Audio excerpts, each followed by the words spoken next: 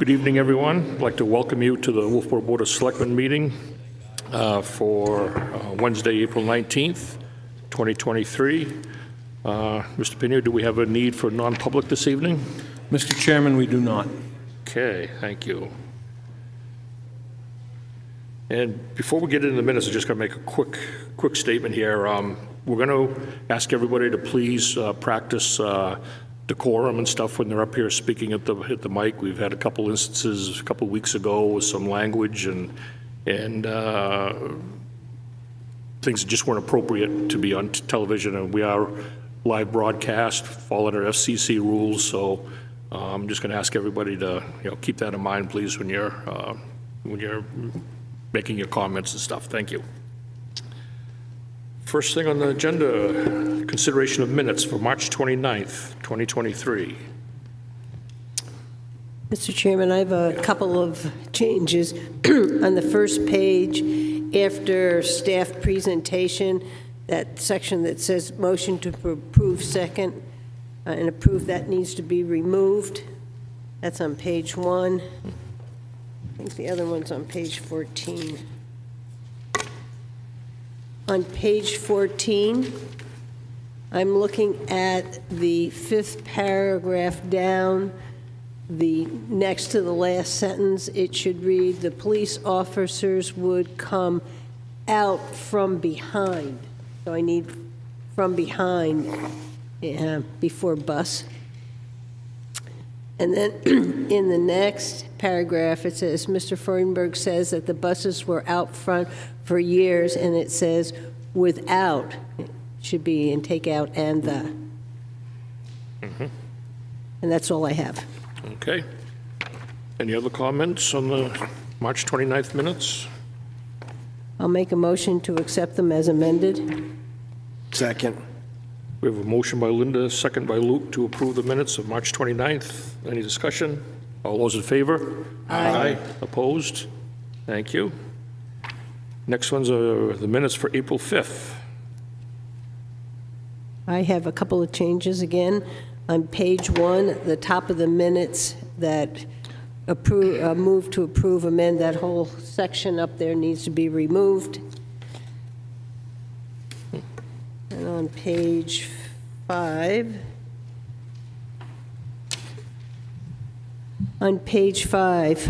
right after the motion that says Mrs. Carner thanks the board, then the demolition or disposal of buildings should be in bold right above your name. So I'm just moving that up so we all make the transition there. And I think it's on page 29 is my next one. Okay, and it's in the town manager's report. It's the first line, and it says, Mr. Pinio, a couple of meetings with the fire and police agencies regarding, and we should have the public safety building so anybody who reads it knows what project he's talking about. And that's all I have. Okay, thank you. Anybody else have any amendments? If not, I'd entertain a motion. I'll make a motion to accept them as amended. Second. Motion by Linda, second by Dave. Any discussion? All those in favor? Aye. Opposed? Aye. Okay, we have some public hearings in front of us tonight. First one, Wolfeboro Board of Selectmen to consider a temporary event permit for the American Legion Post 18 to hold the annual Memorial Day Parade on May 29th, 2023 from 8:45 a.m. to 10 a.m., beginning at the Wolf Field and ending at the town docks. Permit number 2023-2026.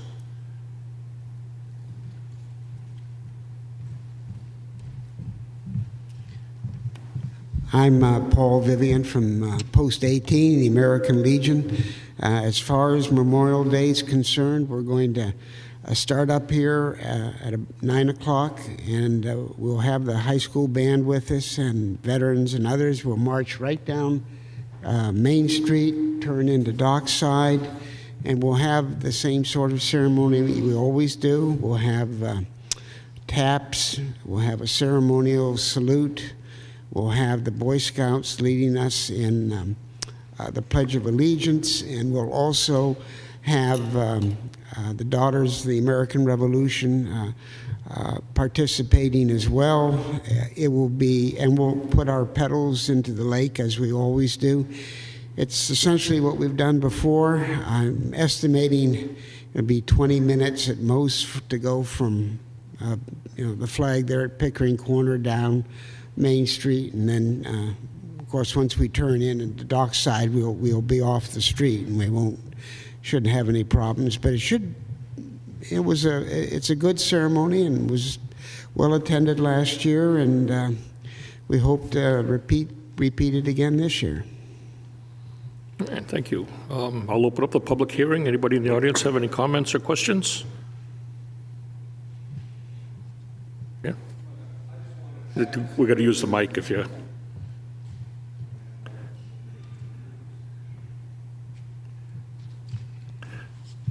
Hi, I'm Tom Southern. I'm commander of Post 18. As Paul has explained to you, our ceremony for Memorial Day, but I want to add a little something. Maybe some of you are aware of it, maybe not. In 2020, there was established something called a moment of remembrance. I don't know if any of you are aware of this, but it was established that at 3 p.m. on Memorial Day, everybody, in their own way, take time to reflect on those events, on those people that died in service of our country. So that's 3 p.m. I wasn't aware of this until about 2 years ago. And then in the year 2020, a bugler who's played taps at a number of ceremonies said, well, why do we play taps at 3 p.m. in that moment of remembrance? So in 2020, it was started. Now, this is not a big organization. There aren't 76 trombones out there playing taps. It's just that this one bugler brought this up. People individually will get out on their porch somewhere and play taps. They'll play taps on their guitar, any instrument they can find. So this was a little added something to that moment of remembrance, and this is now referred to as Taps Across America. Like I say, I wasn't aware of this until one day Paul and I were down at Dockside, and there was a bugler from the Boy Scouts. He was there with his family. He was the only one to play taps. Taps as a remembrance across America. So if you're in that, anybody's in that area, besides the parade in the morning, there's this little ceremony at 3 p.m. at Dockside, at the flag, called Taps Across America. This young man and his family took it upon themselves to start this, and we plan to continue it. It's not a formal ceremony. It's just a time to reflect. You don't have to be at the ceremony. Just remember, 3 p.m., Memorial Day, take a moment to reflect and remember. It's a day of remembrance. Thank you. Thank you. Anybody else in the audience want to make any comments or any questions? Seeing none, we'll close the public hearing. Board members? Move. I just going to say, I did see we received the certificates of insurance today, so we're all set there. Move to approve a temporary event permit for American Legion Post 18 to host the annual Memorial Day Parade on May 29, 2023 from 8:45 a.m. to 10 a.m. beginning at DeWolf Field and ending at the Town Docks, permit number 2023-26. Second. We have a motion by Brian, second by Luke. Any other discussion? Seeing none, all those in favor? Aye. Aye. Opposed? What I'm going to do, I'm going to have you guys move up to the next two here, as you're got one more up here, two down, so we'll bump you up next so you can finish up the evening. This one, public hearing will be for the Wolfeboro Board of Selectmen to consider a temporary event permit for the American Legion Post 18 to host 30 annual, it's more than the 30 annual, isn't it? Independence Day Festival for July 1st, 2023 through July 4th, 2023, with headquarters located in Kate Park and various other activities in town. A tent in Kate Park will be manned at various times from 8 a.m. to 9 p.m. Permit number 2023-39. I'd like to point out that during the pandemic, we were asked to come up with an alternative to a full-fledged parade, so we came up with this idea of a Independence Day Festival. We are now having our third Independence Day Festival, and it's over several days, and we have participation from a variety of organizations, not just the American Legion. The Lions Club is going to be holding an antique car show. The Quilting Guild is going to be having a show here, and the Quilts for Valor will also present some Quilts of Valor. The Arts Society is going to be having an art display in the Wolfeboro Inn. We hope to have some other organizations involved to help attract people to Wolfeboro. Now, what we've done in the past is we've set up a tent.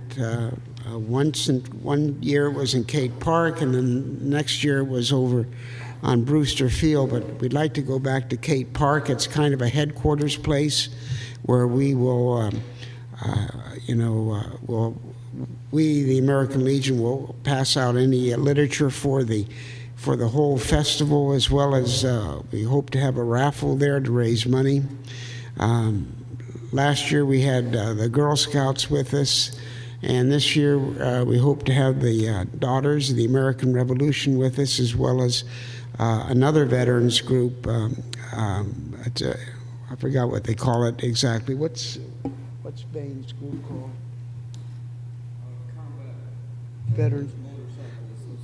Combat Veterans Motorcycle Association. So it's a little headquarters there. I know we'll also have some, there'll be entertainment there at the in Kate Park throughout the 4 days. And we're hoping to keep expanding this into other activities. And that's it, basically. Okay, thank you. I'm going to open up the public hearing. Anybody in the audience have any questions or comments? Seeing none, I'll close the public hearing. Board members? I would like a map of the parade. Sometimes, we'll get questions from people, and this didn't have a map, and usually we have a map with it.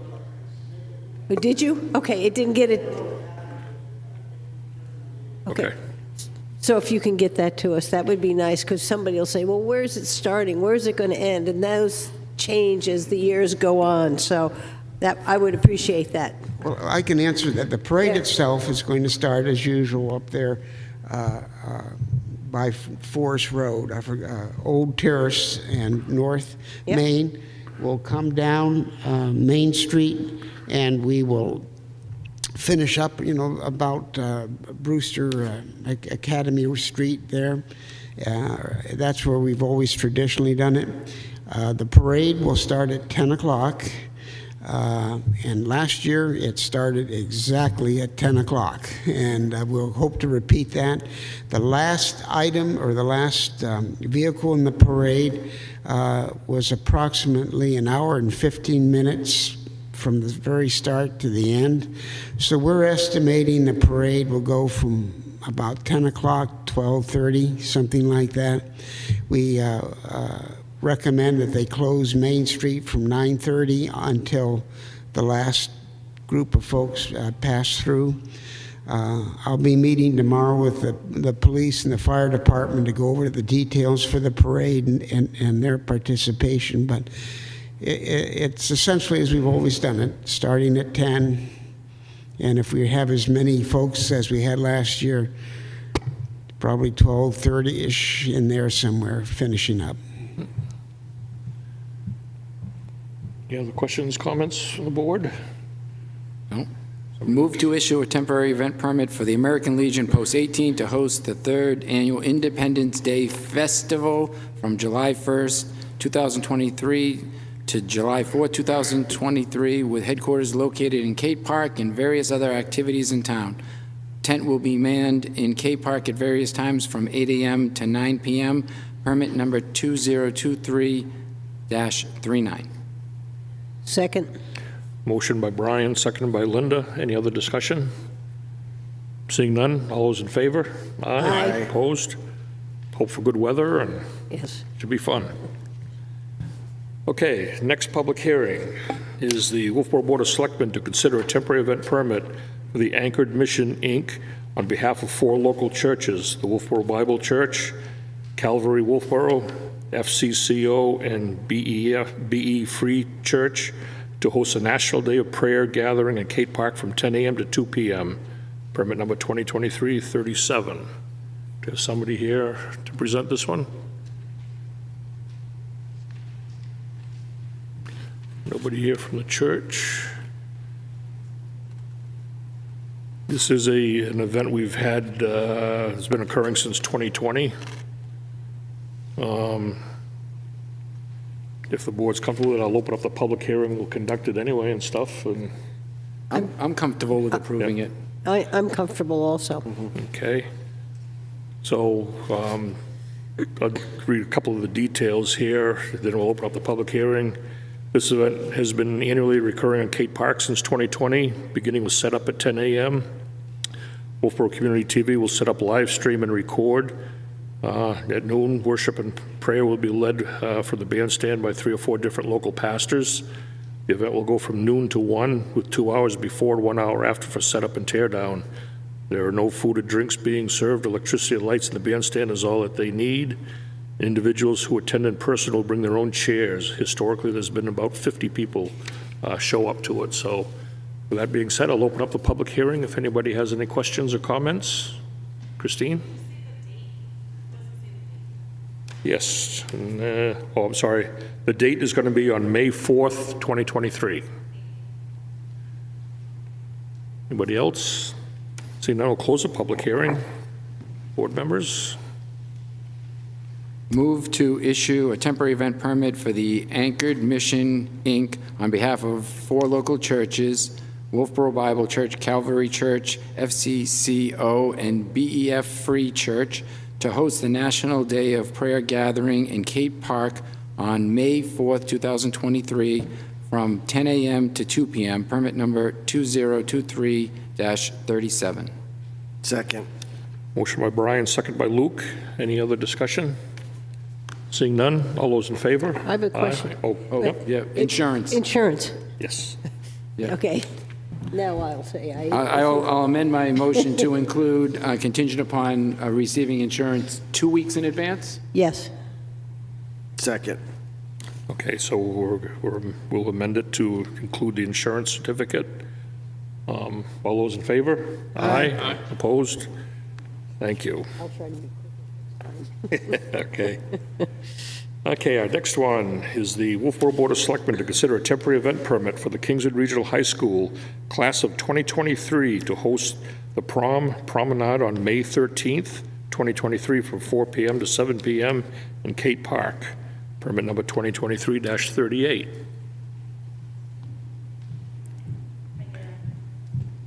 I'm Amanda Logan. I work at the high school. I'm the senior class advisor. So it's prom season, May 13th. We're looking to have promenade at Cape Park. Students will be introduced. Scott Giesler will be there to introduce and allow kids to kind of show off their stuff. We're asking students to arrive at about 5 p.m. We're hoping to board the boat at 6:30, and then we'll be off. You should already have our certificate of insurance. We're expecting roughly 250 students to be dressed up and ready to go, and then their parents and loved ones and so forth to come and cheer them on. Yes. I have just 2 quick questions. Everybody knows where Cape Park is, Yes. But we require a map, if you could send in just a map that shows that you'll be set up under the bandstand and Sure. whatnot. And it says a parking plan. Excuse me? It said a parking plan, if I read it correctly. It did say that, but it didn't make any sense to me. Yeah, it said a parking plan in the notations, that you would be submitting a parking plan, and I don't know why or what that is. Could I assume they want a parking plan for the guests and students who are going to the prom? I'm not sure. It's pretty much, I think it's a comment that the fire rescue put in to follow approved parking plan. Yeah. So, I think they just aren't going to want it blocked so that rescue equipment and stuff can't get down there. I Right. think that must be why that's there. and we'll have police details there too. Yes. Yeah. So they'll be able to monitor that and keep everybody flowing, I'm sure, so. Okay. Okay, I'll open up the public hearing. If anybody in the audience have any questions or comments? Seeing none, we'll close the public hearing. Board members?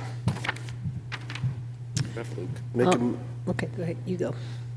Make a motion to approve a temporary event permit for Kingston Regional High School class of 2023 to host the prom promenade on May 13th, 2023, from 4 p.m. to 7 p.m. in Cape Park. I'll second it. We have a motion by Luke, second by Linda. Any other discussion? Seeing none, all those in favor? Aye. Opposed? Okay. Next, public hearing. The Wolfeboro Board of Selectmen to consider a temporary event permit for the Easter Seals of New Hampshire Lakes Region Chapter of Veterans Count to host a 5K on August 12th, 2023, from 6 a.m. to noon along Bridge Falls Path and Cotton Valley Rail Trail. Permit number 40. Have anybody here to present this one? Again, I believe this is an annual, we've done it before. Doesn't really say that how many times they've been doing this and stuff, but it has been on our agenda. It did not occur last year because of some of the trail trimming that was taking place The work. along there, but it has been going on for a few years now. Yep, okay. So this is basically a fundraiser for subdivision of Easter Seals. The event is a simultaneous 5K road race starting from New Hampshire Boat Museum, and 2 courses are run near simultaneously. The first for competitive runners breaks left along the Bridge Falls Path, and the second, a non-competitive run, breaks right. The event brings in tourists to the town along with supporters of veterans groups. The run is usually over by 11 a.m. A similar permit request is also sent to the Rails Trails of New Hampshire Permitting Authority.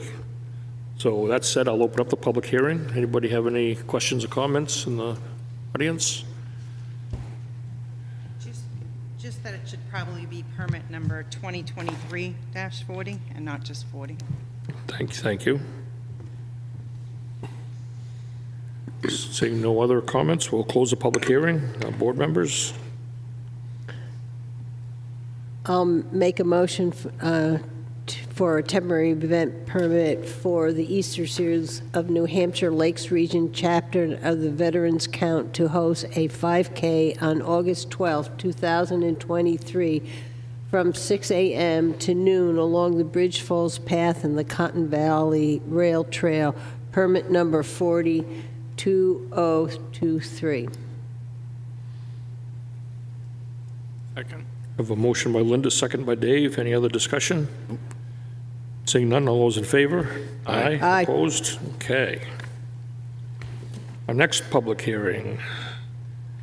Wolfeboro Board of Selectmen to consider a temporary event permit for the Wolfeboro Parks and Recreation Department to host the annual Summer Kickoff and Lakes Region Pickleball Tournament from 11 a.m. to 3 p.m. on June 24th, 2023, permit number 2023-41.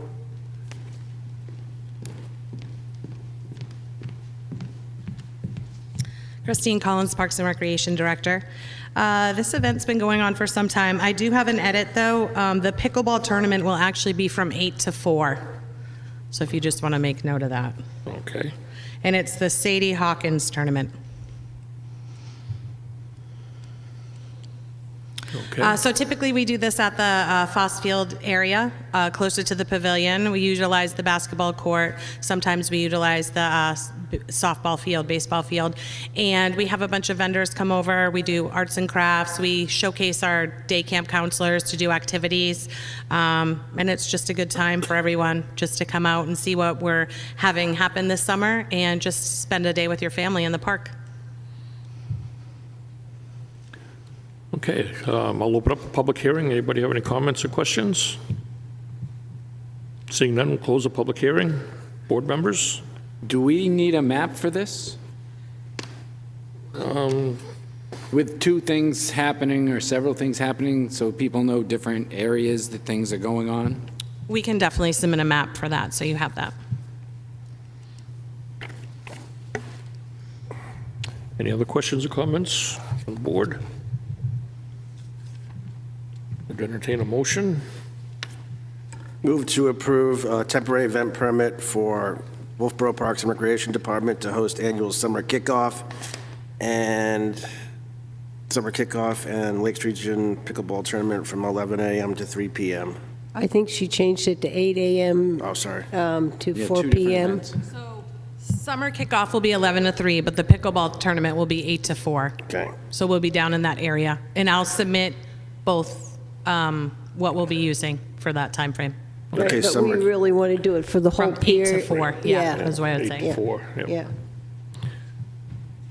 Okay, so we have a motion to approve this in the hours of 8 to 4. Do we have a second? I'll second.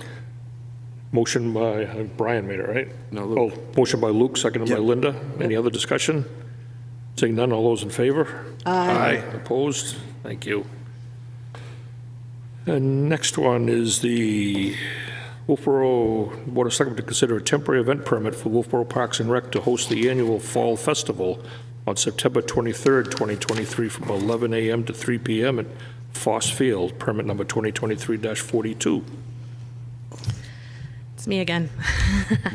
So this one is our fall festival. We have it in the same location. It's similar to summer kickoff, but it's a great time for the fall time of year. So we do ask for vendors to come again. We do games, activities.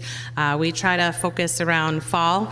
We reach out to other organizations. Last year we had the Garden Club come in and they had flower arrangements. So we have a bunch of different vendors. So we're still looking for vendors for all of these as well. And that's 11 to 3. I will submit a map as well for that too. Okay, thank you. Sorry.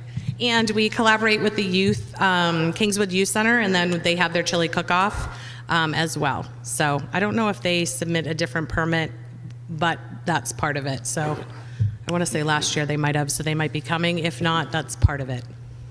I think we have one of the judges here too with us, don't we? Yes. Okay, I'll open up the public hearing. Anybody have any questions or comments? Seeing none, we'll close the public hearing. Board members?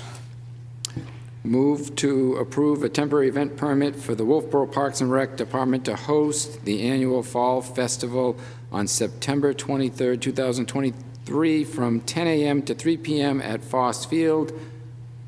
Map forthcoming, permit number 2023-43. Oh, excuse me, 2023-42. A motion by Brian, second by Dave. Any other discussion? All those in favor? Aye. Opposed? Okay.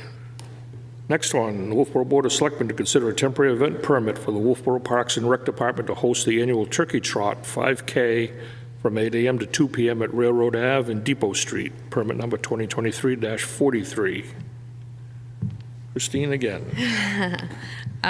This is, I believe it's our 30th Turkey Trot.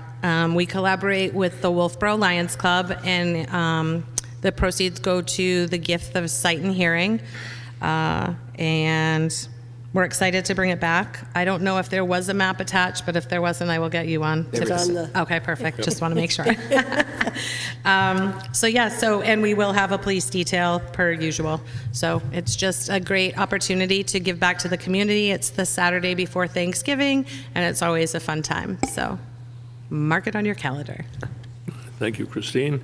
We'll open up the public hearing for anybody that has any questions or comments. Seeing none, we'll close the public hearing. Board members? yeah, my understanding is you need to get a right-of-way permit from New Hampshire DOT for 109A. It says here on the form, state right-of-way requires New Hampshire DOT approval. You will. Okay, yep.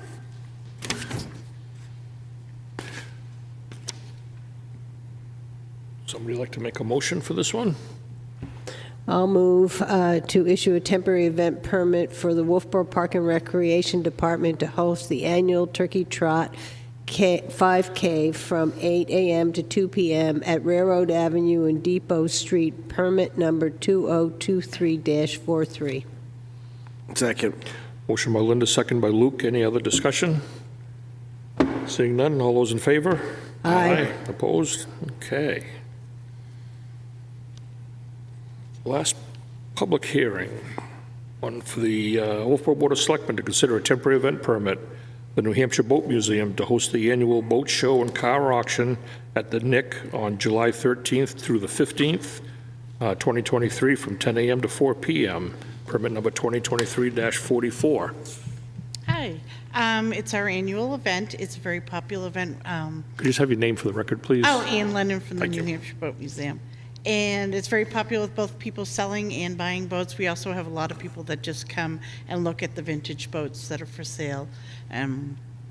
We will have police detail, and also on our insurance, it does expire in June, so when we renew, we'll send you an updated certificate. They have a great map. Okay.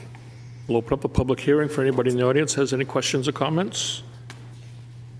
Seeing none, we'll close the public hearing. Board members, any questions or comments for Ann? Move to approve a temporary event permit for the New Hampshire Boat Museum to host the annual boat show and car auction at the Nick on July 13th through 15th, 2023, from 10 a.m. to 4 p.m. Permit number 2023-44. I'll second it. Motion by Brian, seconded by Linda. Any other discussion? All those in favor? Aye. Opposed? We're all set. Next on our agenda is a bulk vote. We have two weekly manifests. April 7th of $347,525. April 14th, $520,375. We have a couple of intent to cut warrants on Trident Track Road and Genis Farm Road. Current use application. And some taxes, exemptions, and credits, about 4 or 5 of those, so let's... Make a motion that we approve the bulk vote A through E. Second. We have a motion by Dave, seconded by Brian, to approve the bulk vote. Any other discussion? All those in favor? Aye. Opposed? All set there. There's no board committee appointments under new business. The discussion, the actual versus budget 2022 unaudited and 2022 encumbrance list in March 2023. Good evening, Kathy Carpentier, Finance Director. It's been a couple months since I've been here, but it's been a very busy season, closing down 22 and starting up 2023. So I have 3 items to discuss with you. The actual versus budget report for December 2022 is preliminary. It's unaudited. The auditors will be here next week, so there could be some minor adjustments. But overall, we ended in a very good position. The general fund operating budget came in at 98.9% spent, or with $189,132 unspent, which is pretty good on a $15.7 million budget. Overall, including all the projects, it's a $27.2 million, and we again came in at 98.4%. That's spending and items that are committed or rolled over to the next year. The revenues came in slightly above at 101, which is also good news, so we're favorable in both. Not by a lot, but to be over is the goal at this point. Water fund came in at 95% expended, with only 81,000 left unspent. Electric was at 99%, which is 132 unspent. Sewer came in at 100%, still had about 7,000 left unspent. And pot boiling was slightly over. They were at 101 or 3,000 overspent, but that was a communications upgrade that was approved to be spent. The revenues for water came in over at 109. Electric was 103. Sewer was at 98. And Pop Whalen was at 95. And considering they were closed for a while, that's pretty good. But that may impact our next year going forward. As always, I've given you the donation report. We'll be carrying $57,000 of funds that are purposed for special projects forward. Gas and diesel, we were able to control that most of the year. And the final MS9 report, which is your capital reserve funds, is about $2.4 million. I did give you a breakdown on page 2 of where the excess money came from. Some items were overspent. However, we did cover some unexpected things. We covered a large legal settlement. The fire was approved to do some extra spending on technical rescue equipment. We had a leave time payout for a retiree, and we bought an unplanned vehicle for the new Public Works Director. That is all I have to say for December 2022. If you have any questions, I'd be happy to answer them. One of the numbers I saw was that, back to the sewer fund, that they only were 98% of the collected, their funds. So I'll be interested when the audit comes out how that fund is doing. That's one I think we have to keep an eye on. And the encumbered list, I have a few questions I need to come in and talk to you about. Sure, So I was going to just mention that next too, but yes, you're more than welcome. Yeah, I'll come and talk to you, then deal with it tonight. Okay. And with the sewer fund, I believe, and I could be two or 3 years, we hadn't increased the rates either. So now that we have increased the rates, hopefully that would bring us closer to 100 going forward. Well, that's why I think we did increase them, but we should take a look at what happened. Yep. And we'll see that in the audit. Yep. And so quickly, the next agenda that Selectman Murray just alluded to. At the end of December, I came to the Board of Selectmen, and the board made a motion to approve the not-to-exceed amount of $12,874,380.59. That is what we anticipated on carrying forward. But since that time, as usual, we've paid some things off, and so we're really down to an encumbrance list of $11,146,150.12.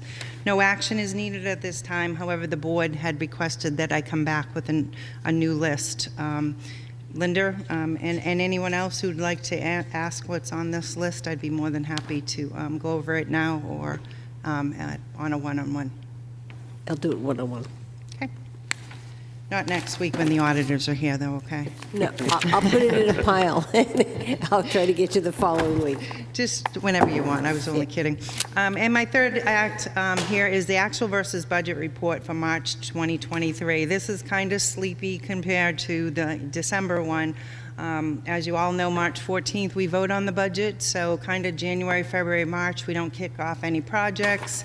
We don't know if the budget's going to be approved. So mid-March is when we start putting out the POs and commitments and signing contracts for all the items that were approved. So we're right on track. 3 months through the year, we should be at 25%. We're at 30.1. We did put out some contracts. And general fund revenue is only at 3%, and that's primarily because we haven't put out the first tax bill, which is a big driver of general fund revenue. The water Appropriations 19, electric at 27, sewers at 73. I do have a footnote. That's because we put in the whole water treatment operations and maintenance agreement for the whole year. And Pop Whalen is at 56%, and that is because we had about a $39,000 emergency repair to the compressor.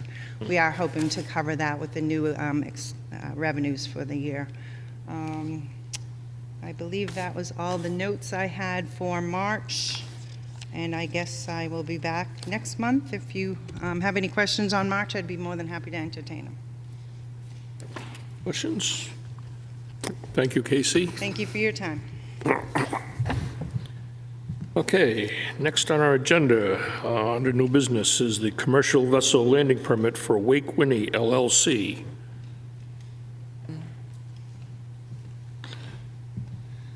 Good evening. I'm Torrance Stegmeyer, owner of Wake Winnie LLC.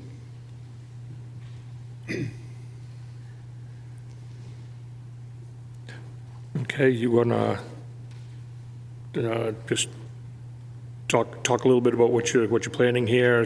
You know, you got, I see you must be planning about 75 trips in because you know 150 landings and. Yeah, so I think we just copied the estimate from last year. Yep. I believe we do settle up at the end of the season based on actual landings. So that is just an estimate. We're going to be year 3 or 4 using the commercial vessel landing permit if approved. Just want to continue doing what we have been doing. We do a water sports charters by the hour, so gives the visitors of Wolfeboro something fun to do, something real active.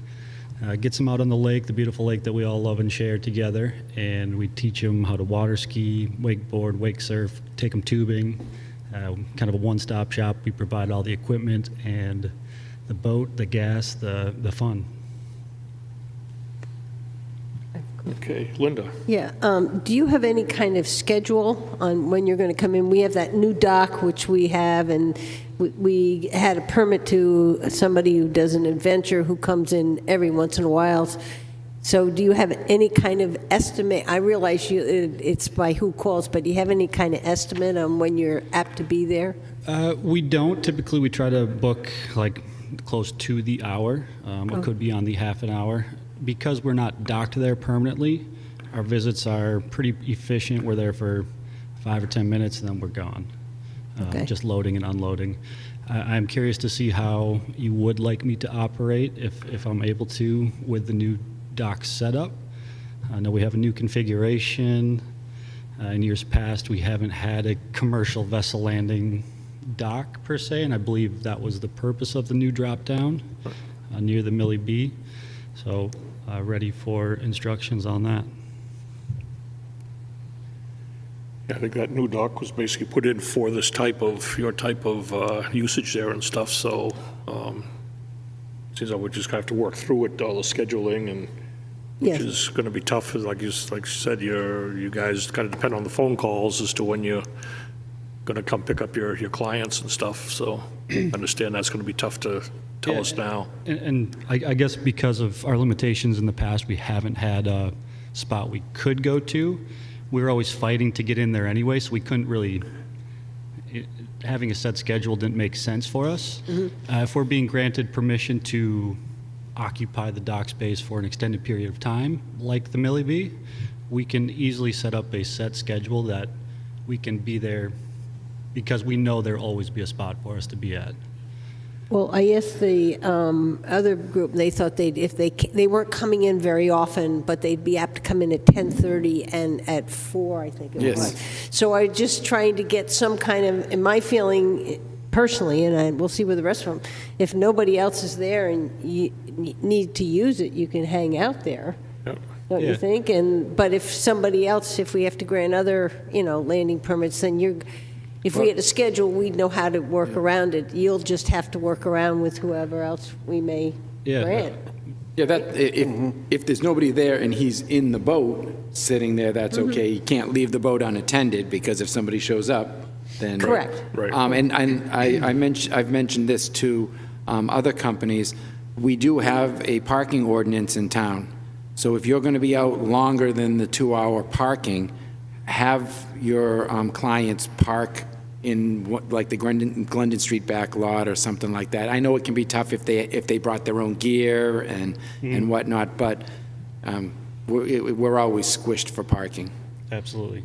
We do include that in our confirmation email with everyone booked. So if they're warning that 2 hours or longer is not allowed in town, go to the Glendon Street lot. Thank you. Any other questions, comments from the board?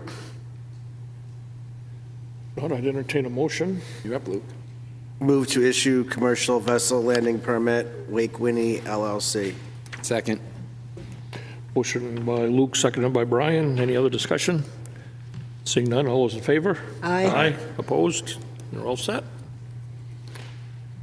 Okay, next one, the commercial landing vessel permit for the MS Mount Washington.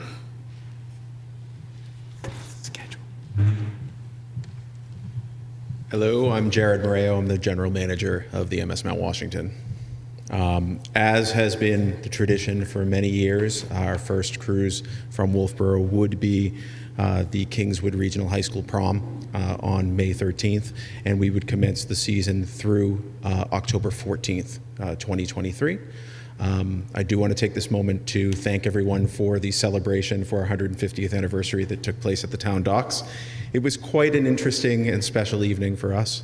I did want to highlight a couple of additional initiatives that we've undertaken in this past fall and this spring. Last fall, we increased our coordination with the Chamber of Commerce. As you know, in the fall season, we have a lot of one-way bus tours that get off in Wolfeboro. And with everybody's staffing being a concern, particularly last fall, we increased the advance notice of the number of passengers they could expect weeks in advance so that those businesses could plan better for their staffing.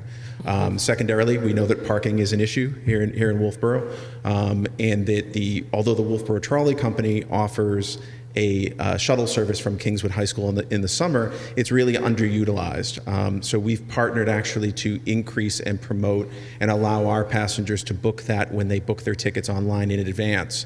And I'm happy to say that although it's early, 36% of them have decided to do that. So that's a third of our customers that will no longer be coming to Main Street and they'll be brought in by the trolley company. Oh, nice. So I'm happy to answer any other questions you might have. I heard there's some renovations that happened to the boat this year. Yeah, we slowly, as we're moving forward, we're currently planning to, in addition to more hull maintenance over the next 2 years, we are renovating deck by deck. So this year was the main deck, the largest deck that can hold about 200 passengers. We took that back to bare steel, rebuilt the bar completely, rebuilt the buffet area, new dance floor, new carpets. The whole interior has been done, and we'll be going deck by deck over the next 2 additional years. Okay. Well, I think the other thing is people should know you are coming in 6 days a week to Wolfeboro. Only Sunday's the only day you're not. Sunday, yes. As of last year, we increased to 6 days a week, so it's now Monday through Saturday. We had been doing that in the fall, but we increased the schedule as of last summer to include the summer season. Yeah, that's great. One oversight, I think, I don't know if you have it in your packet, there was, we were notified that the certificate of insurance was not included. We did mail that yesterday, and I have a copy of it tonight, if it's helpful. Okay. No, we know it's coming, so we'll be, I think we're good with that with you folks. Any other questions or comments? Move to approve the commercial vessel landing permit for the MS Mount Washington. Second. For the 2023 season. Motion by Brian, seconded by Linda. Any other discussion? Seeing none, all those in favor? Aye. Thank you very much. You're all set. Thank you. Next, commercial vessel barge permit, Black Diamond Barge Company. Already here to present this to us? Well, I think we always can take money. Yep. Yep.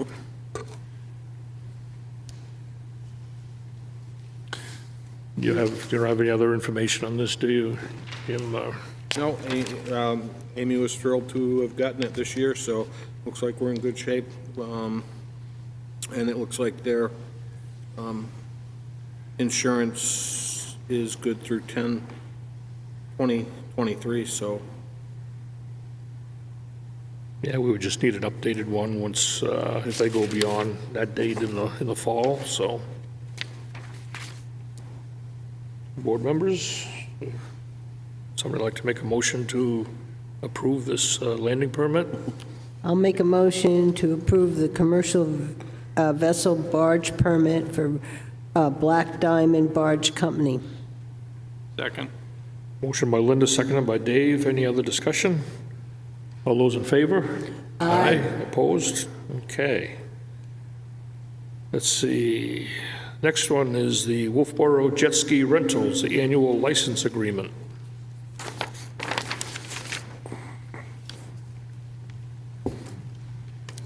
My name is Liz Hartford, Office Manager for Wolfeboro Jet Ski Rentals. We'd like to request renewal of the dock space for the 13th year in Back Bay. Do you have any questions? Board members?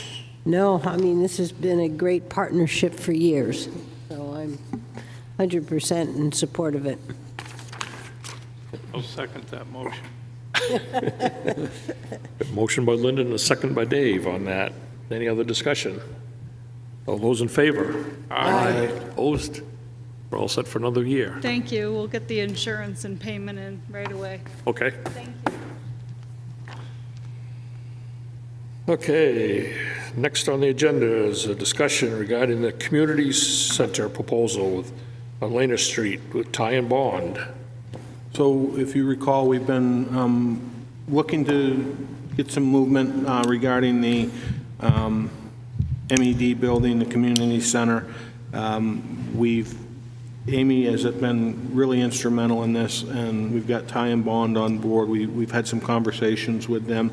They've been down, they've looked at the site, and they're here to discuss their proposal, which you have in front of you this evening. Thank you, Jim. Dana Huff with Tie and Bond, and I have with me Scott Wozanowski, also from Tie and Bond. Scott's an environmental scientist, and I'm a civil engineer. A little bit of background.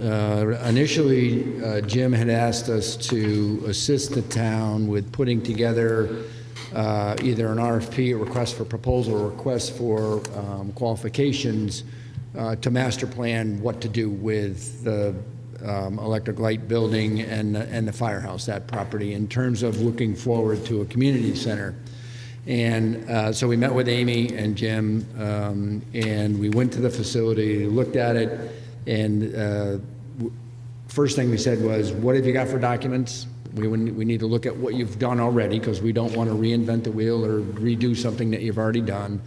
They graciously provided us with a number of documents. We looked at, including the planning charrette that was done, so we know what the town's focus for that area is as well. And then when we looked at that, the environmental work that had been done to date was what I would call a windshield survey. It's called a phase one. So it's really a desktop review of what's out there. It doesn't really get into in-depth detail about the buildings or the grounds.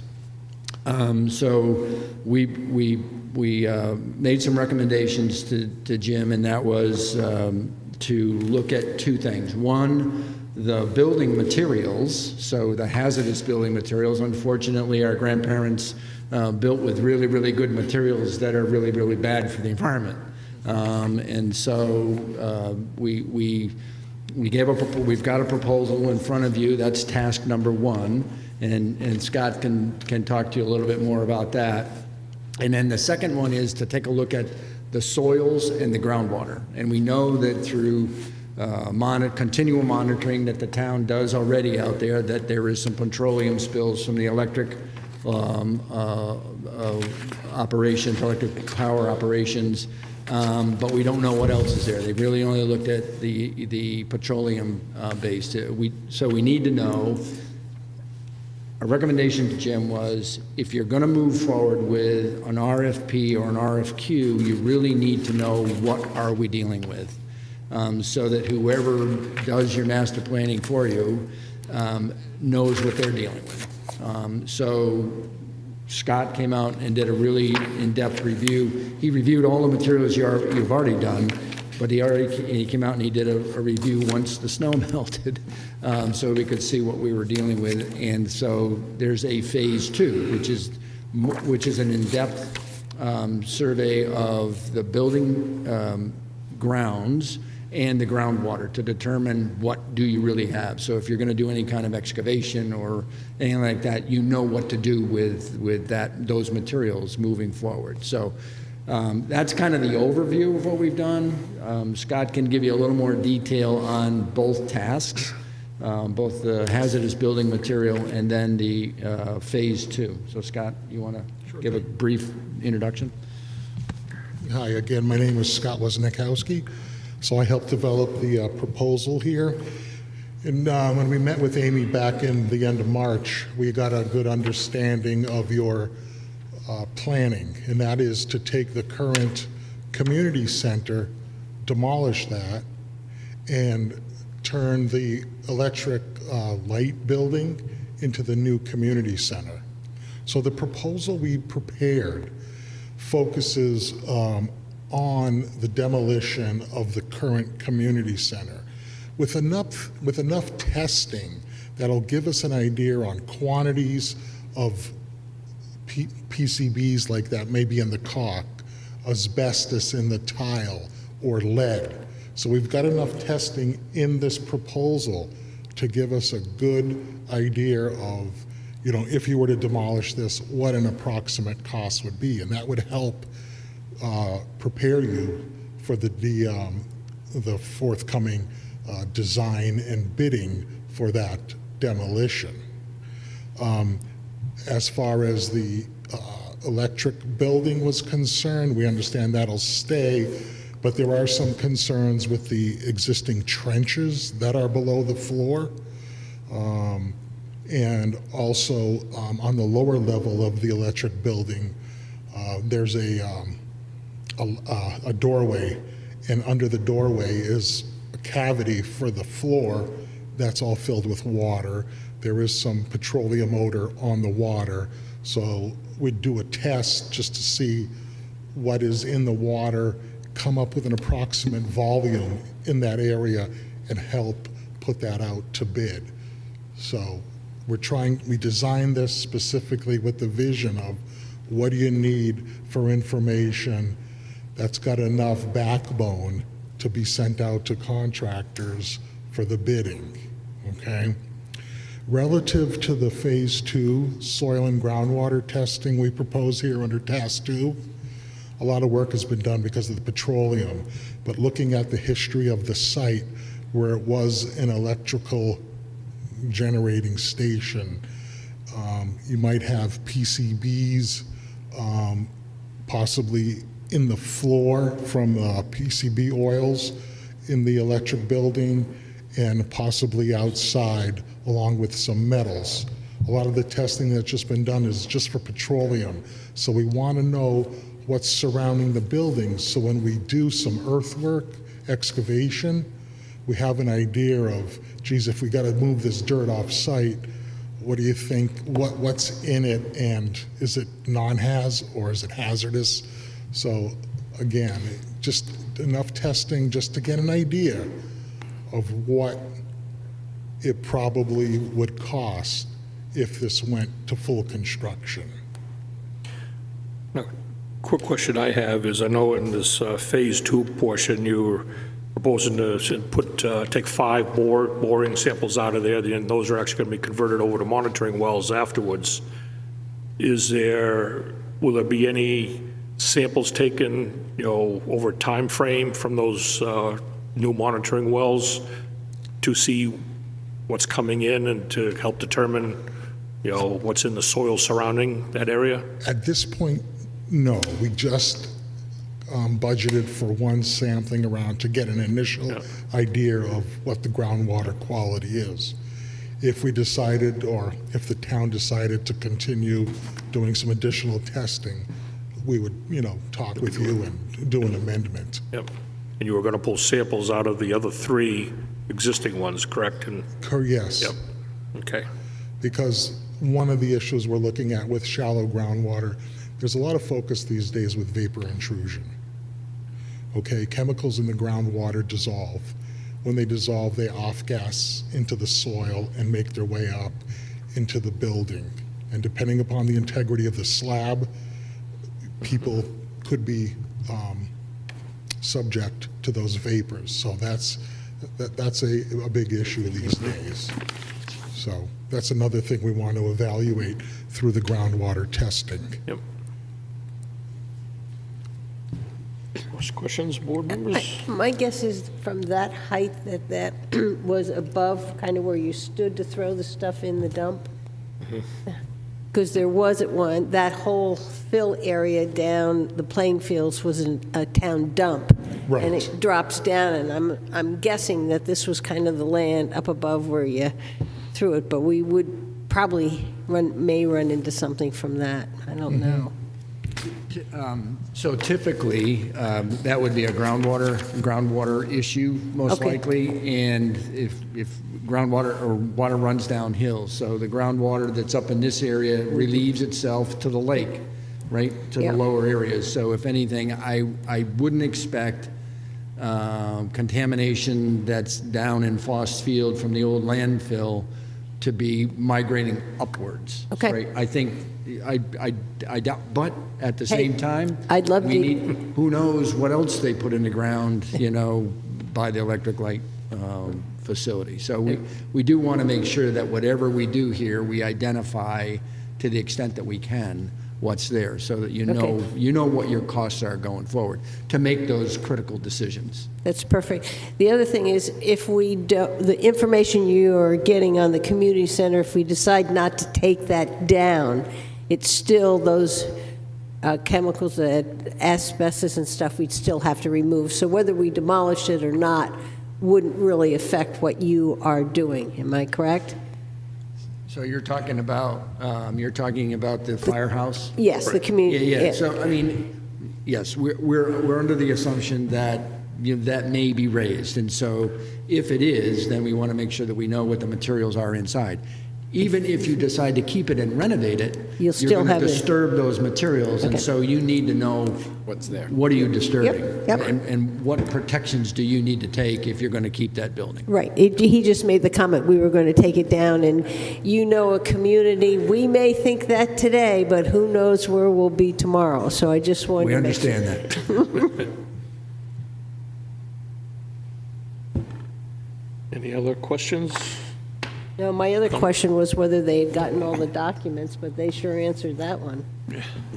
I think we've gotten sufficient information thus far from the town to be able to move this portion forward and then come up with a concrete plan, no pun intended, to move this forward for you so that you can make a decision then as to what's our next step, given what we know.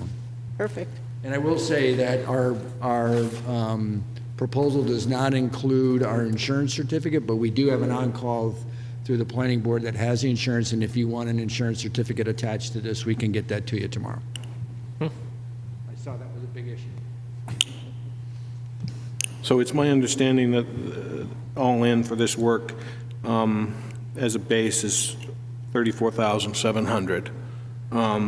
With just shy of 10,000 of that being for the community center, and the remainder of it for the MED generation building and the areas around. Is that my understanding? So just shy of $10,000, $9,800 for the hazardous building assessment, building material assessment. That includes materials in the MED building as well, not just the community center. Okay. So it's both buildings. Okay. Yeah, the proposal addresses both buildings and that little property between the buildings. Which we understand is where the transformers were.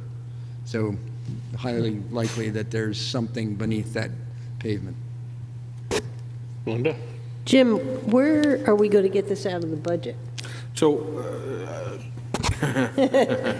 I think we do have a capital reserve fund for the community center.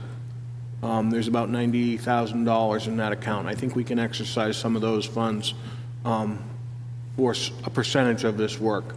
I guess the question for the board is, and Barry's not going to like this, but this is an MED building. MED is got some ownership in this leak that took place. Do I have a conversation with MED to say, can you absorb this project going forward?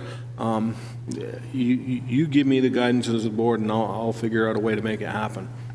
I would like to see the budget on where you're going to get the funds to do it, you know, and that we know X here, and they're going to cover this, and this gives us the amount of money before I want to okay So it. I'll put that together for Well, our that's May me. 3rd meeting as far as a breakdown of where those funds would come from.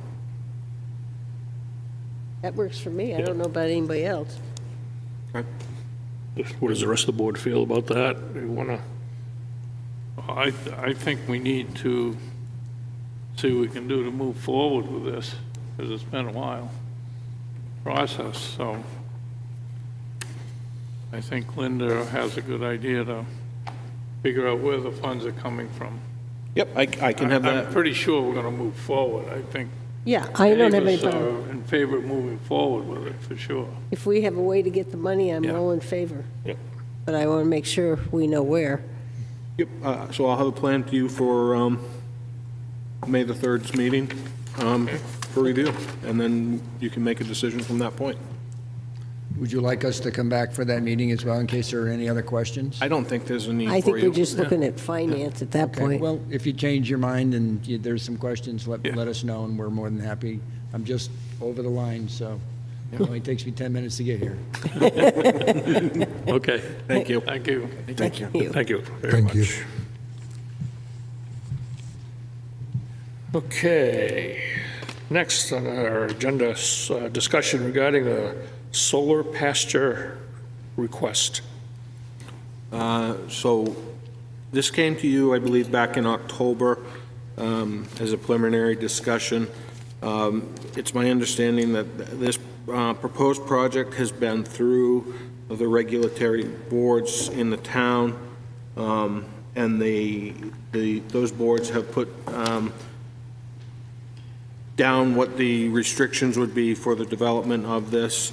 I think there's some questions that board members have on this particular pilot, and I also believe that a representative from New Hampshire Solar Garden is online via the GoToMeeting forum to answer any questions that you may have if you'd like to address them toward him. And this was also put together by our assessor. Okay. Yeah, I'll just say, reading through this, one of the interesting things, I don't know if really interesting is the right word, but the fact is that the solar array's in Wolfeboro, but it's not going to be coming through any of our system or into our system at all. It'll be going out through Wakefield and into either Eversource or Co-op, whichever group is out there. Whether that's good or bad, I don't know. It wouldn't be affecting the power usage at Wolfeboro at all. Barry would still be selling, the power and stuff, so I don't know how that would weigh into our decision, but just wanted to put that out there for anybody that didn't really know where this was.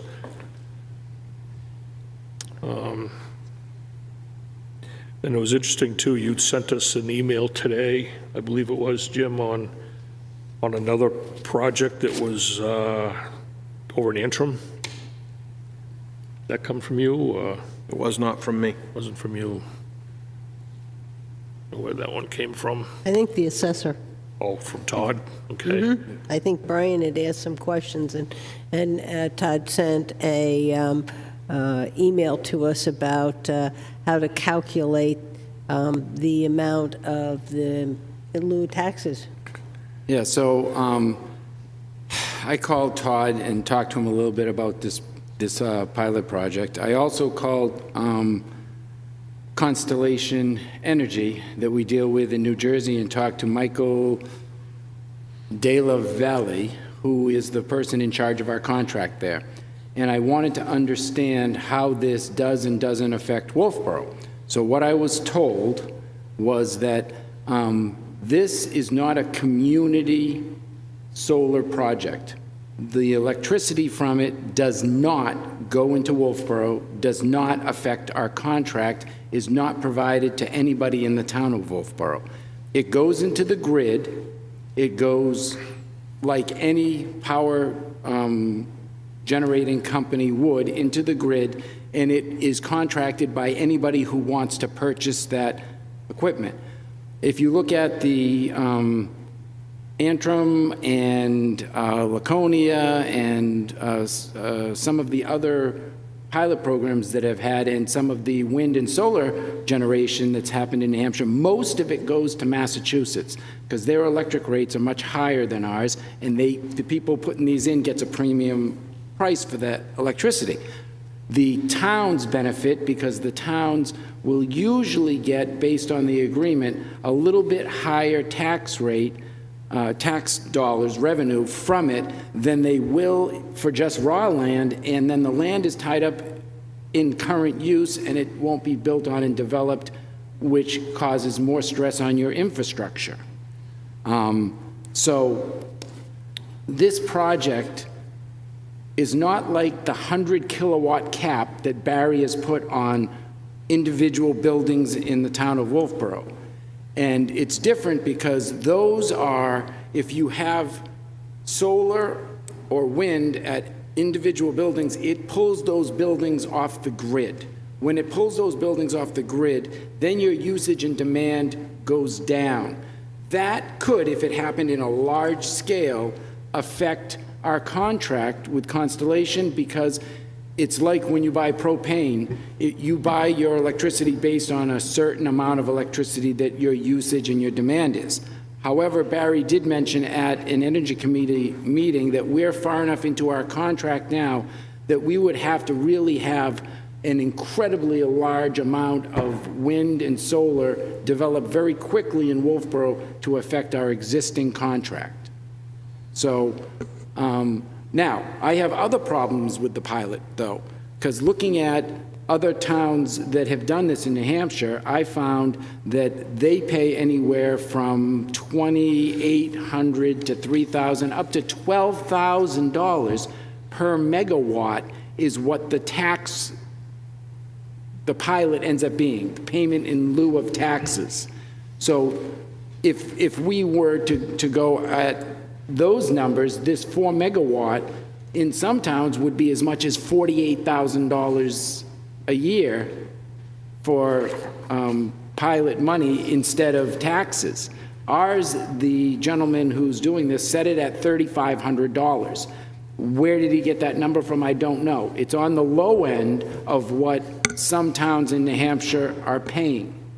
I think that we need to look at the pilot programs from other towns in the state of New Hampshire, look at what they're getting per megawatt in payment in lieu of taxes, and really sit and think about how we're going to do this. Because if we do grant this, even though this is not on our electric grid, it's the electricity will be put into the grid through New Hampshire Electric Co-op.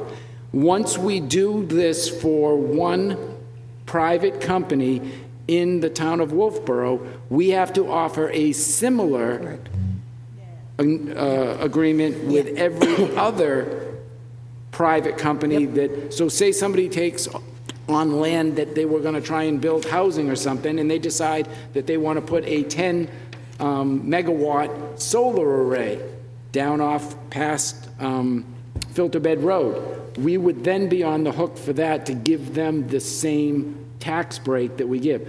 So do we want to start low in the basement at $3,500 a megawatt, or do we want to start higher at $10,000 or $12,000 a megawatt? I don't know where we need to be. There's too many unanswered questions to make a decision, I think, at this point. Well, I'll piggyback on you, Brian. I definitely have the concern, and if you look at 72:774A, number 5, it says there that exactly we are required to give the same deal to any other contractor that comes along also. And that's at the end of talking about all the different prices from Todd, saying we still needed to remember that. I also would like something in writing that if we had another large project like this farm, that it would not in any way affect our municipal electric. This one is not. Yeah. But I want to know for sure that something could not be put, because that I am in no way interested in opening up our 5-year contract at the rate we're getting. And until I have something in writing that I can hang my hat on from an attorney or something that says that there is, no way that we can get that contract effective. And I'm with you on the price. We probably should make sure that this is a price that if it doesn't affect our electric company, that it's a price that we're comfortable with, looking around. The only way solar generation would affect our demand is if it was building specific in town. If we decided that every building in town that we owned, we were going to convert to complete solar, or if we decided that we wanted to give every homeowner in town $50,000 worth of free solar on their rooftops, if we did that, then our demand would go down. I would like it in writing, saying that we could put in another solar farm, and it could go in and it would go through our wires, that in no way it would affect us. I want that in writing. And not, I know you've done a lot of work, but I want it on something in writing that verifies that that is the case. So I'm not comfortable at this point approving this pilot. I am totally in support of solar energy, which I feel kind of caught. I have solar panels on my roof. So I think we need to do a little bit more investigation before we vote. Table this. That would be my feeling. Table and get the information as soon as we can. I don't want to hold them up forever, but we should find out and do the legwork to have the right information here. Mr. Chairman, I believe Mr. Keller would like to speak. Okay. Good evening, everybody. Can you hear me okay? You're very muted. Is that any better now if I come closer to my speaker? Mm-hmm. You're still very faint. Okay. Let me call in and see if I can call in. That's better. That's better. Okay. All right. So thank you to the board for having me tonight. My name is Andrew Keller. I'm from New Hampshire Solar Garden. I'm the project developer who's been working on this project. And I appreciate the board's questions and concerns. They're all very valid, but there are quite a few details that are missing. And I want to just address a couple of those so the board is comfortable with what we presented in front of you this evening. Because again, there's a couple of different things going on here that I want to make sure that the board is comfortable with. For starters, this project is meant for a New Hampshire community under the Community Power Program, which is a law that was signed about 2.5 years ago by our governor to allow for communities to come together and get their power from local renewable energy projects.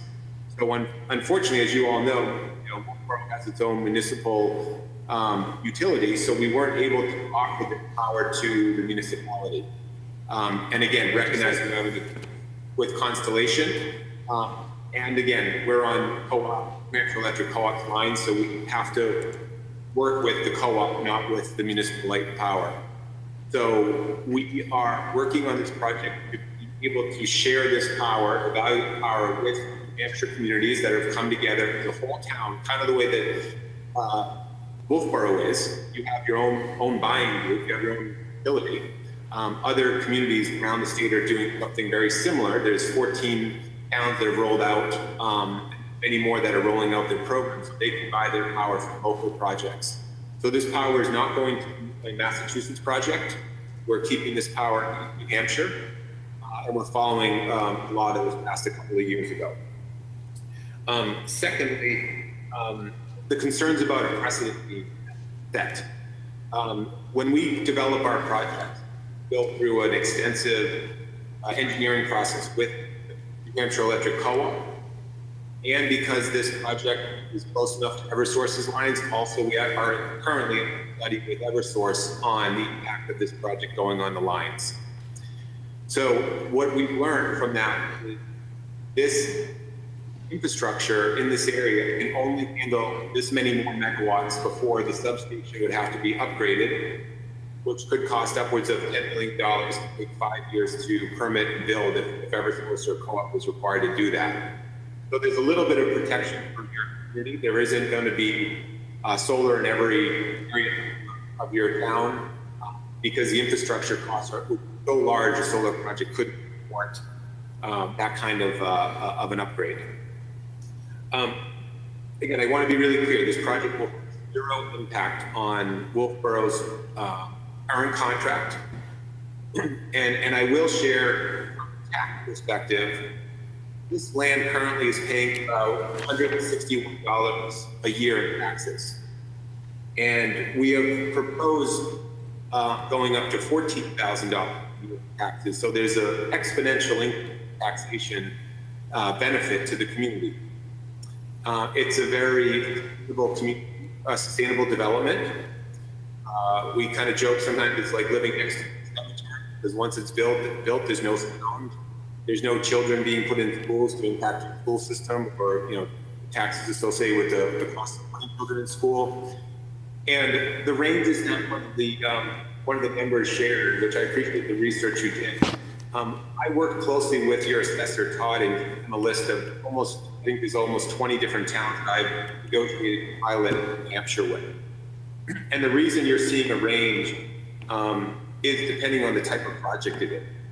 So if you're building on a landfill, and I've done the only landfill projects in the state, Milton just down the street from you guys, and then over in Hillsborough, those are more expensive to build. So therefore, the amount of money we can pay in land leases or pilots is less.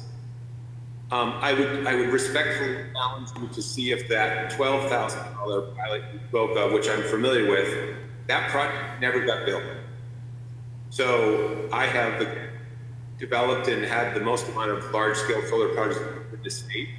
And the range that we share with Wolfeboro is on the upper end of what we can pay for projects that have actually been built in New Hampshire. So I appreciate the concern about getting the best deal for the town. I support that. I can provide for the board to see all the towns that we've worked with and give the rate because it's in the public forum. And we're able to share that. If you want to check that, you're welcome to go, obviously. But I wanted to share that we're bringing in an increase in tax revenue for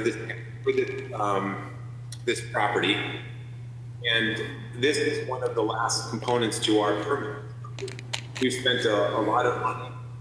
We're creating the first, what we call agrivoltaic solar project in the state of New Hampshire, where we're working with the farmer, the landowner, so she and her son can continue to farm the land around the panels, which is one of the first in the state ever that's been permitted through the local state process. And we're very excited about it. We're in Wolfeboro. Your planning and zoning folks have been fantastic to work with. We've got great feedback from the neighboring community folks that were at the planning board meetings. And again, we're just asking consideration of this board to, move forward with this statute that allows you to go into a pilot. And I'm happy to provide recommendations of other towns that we've signed these type of pilots with, so you can feel comfortable that this isn't the first time that a community in New Hampshire has actually gone through this process. So I'll leave it there. I just wanted to have a chance to address some of the concerns that I've heard tonight, and if there's any other follow-up questions, I'm happy to answer them. So yeah, if you could supply us with backup information for other pilot programs so that we know that the $3,500 per megawatt is a reasonable payment in lieu of taxes, that would be great. Absolutely, sir. I'd be happy to do that. And I just so you know, your assessor did a very, very good job working with me. We and I worked for about 6 or 7 months on this together. He went to you folks before, and the board's request, which I totally think is fair, was to wait until we get through the planning and zoning process, make sure we actually have something to discuss. And as you heard earlier, we've been through those processes, had approvals on both planning and zoning. So happy to share that with this board. I understand these are new to you folks, and I want to give you the opportunity to ask questions, get comfortable with it so you can make a conscious vote and decision on how to move forward. But we are very much an open book organization, and we've done a lot of work in this state to push the renewable energy goals in this state. So we're excited to have Wolfeboro be the first, community to host a not only a community power project that can support other towns lowering their electric bills, what you guys get to do with being a municipal light power, but also being the first agrivoltaic project that allows a farmer to use their land, continue to use their land instead of having to put it into development or some other, things that put other pressures on the town. So I just want to give your town the kudos you deserve, because you've seen some of the guidance, had the vision to support this through your other boards, and I'm just excited to be here and sharing this project with you folks tonight. I think the scary part is knowing that when or if we approve this, that then we are on the hook to approve any other like project that comes through with similar parameters. And that's the same thing I have the issue with, and that's a state statute, so we don't have any leeway. I would like to get their recommendations of the other places that they have done this. Definitely would like to have a list of the price ranges and the type of project it was. And then I really would like a document from somebody, either the electric department, from our lawyer, saying that if we do this, that there's no issue with our electric contract, because that could be the big snag to everybody in the community. I don't know whether you have to go back to Constellation or I would go to the attorney that Barry has used for the negotiation of the contract. And we get that together in a full packet and come to us. Then we have the information I think we need to be able to make a decision on this. Should we work on this in a work session at some time? Well, I'm happy to do mine if it's helpful to, most of that is a request on me, and I'm happy to take some of those efforts to come back to the board with a packet of information that will help you. I just want to make something clear. The way that the Constellation contracts work are that you go out to bid to NextAir, Constellation, other entities like that, and they're buying power on the open market to provide to your town. Again, remember, this project is not connecting your lines. It's only connecting to the co-op, Hampshire Electric co-op lines. So I don't want to simplify it. I want to make sure you have the information you feel comfortable, but this is explicitly a New Hampshire Electric co-op project, not a Wolfeboro municipal light co-op project. I think your municipal manager of the light power can probably provide, or I can follow up with them and see if they can provide a letter just to clarify that for you, just so the board understands how these contracts are entered into, and I can share with you, if it's helpful, an example of the agreement that we have with New Hampshire Electric Co-op to study this going on only their lines explicitly. We can't put projects on your lines without going through a same engineering process with your folks in the town. So I just that's just more for education for you just here, but I'm happy to support that with either a letter from your town or somewhere else. But I'm absolutely happy to provide that list of projects, the pricing, and the types, and give some referrals. And you guys, if someone wants to call and check with some other assessors I've worked with, I'm happy to provide that as well. I mean, if you can get us the information and we put it in something that we can really understand. I absolutely understand this electricity is not going over our wire. It's what we would have to do if somebody else came into town and wanted the same thing. That's where my concern is of the contract.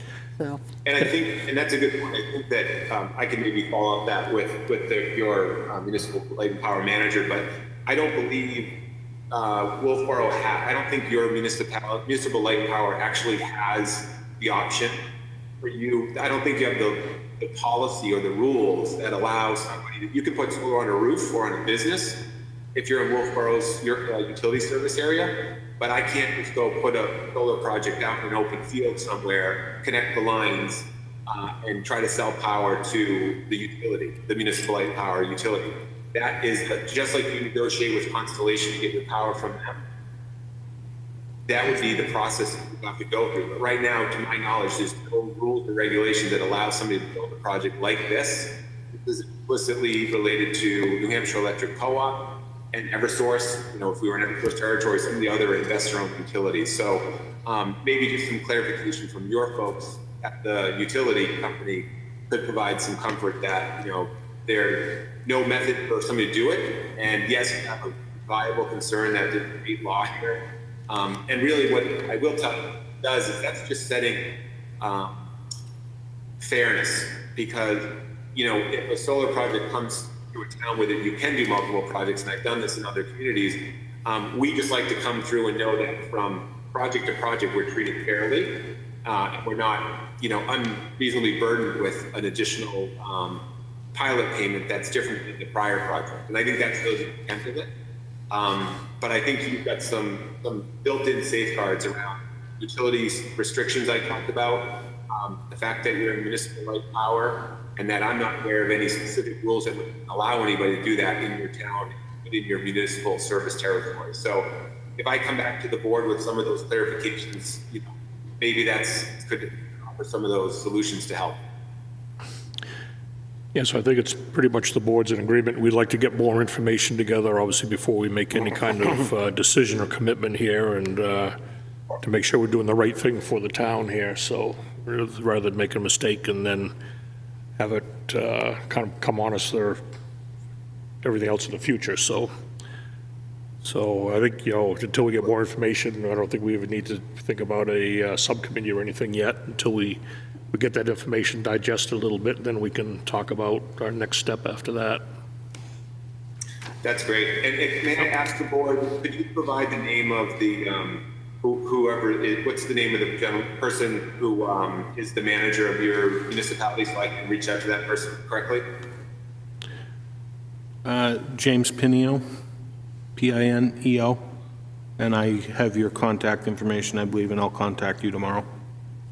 Awesome. Okay. Thank you very much. I just want to make sure I know I'll check the website and I'll start making steps. And who would be the best way to communicate some of this information to the board? Should I do that through kind of administration? Through myself and Amy. Okay. Great. All right. Well, thank you. All right. Thank you to the board. I really appreciate your time tonight and give me the chance to just educate you a little bit, and I'll come back to you with some more information very quickly. Thank you very much. Thank you. All right, thanks everybody.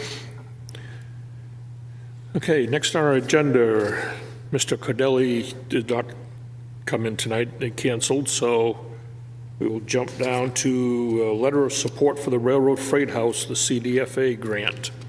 So Mr. Sims reached out to me regarding interest in a letter of support for a grant for the Railroad Freight House. He's here to speak on its behalf. You have a copy of the draft in front of you, and I think you can answer any questions from Mr. Sims. Yes, are there any questions? We're applying for a grant from CDFA for the building of the museum contents. This is federal money that comes through the Reconstruction Act. And because it's federal money, if it is involved in a building, they require an interest in that building.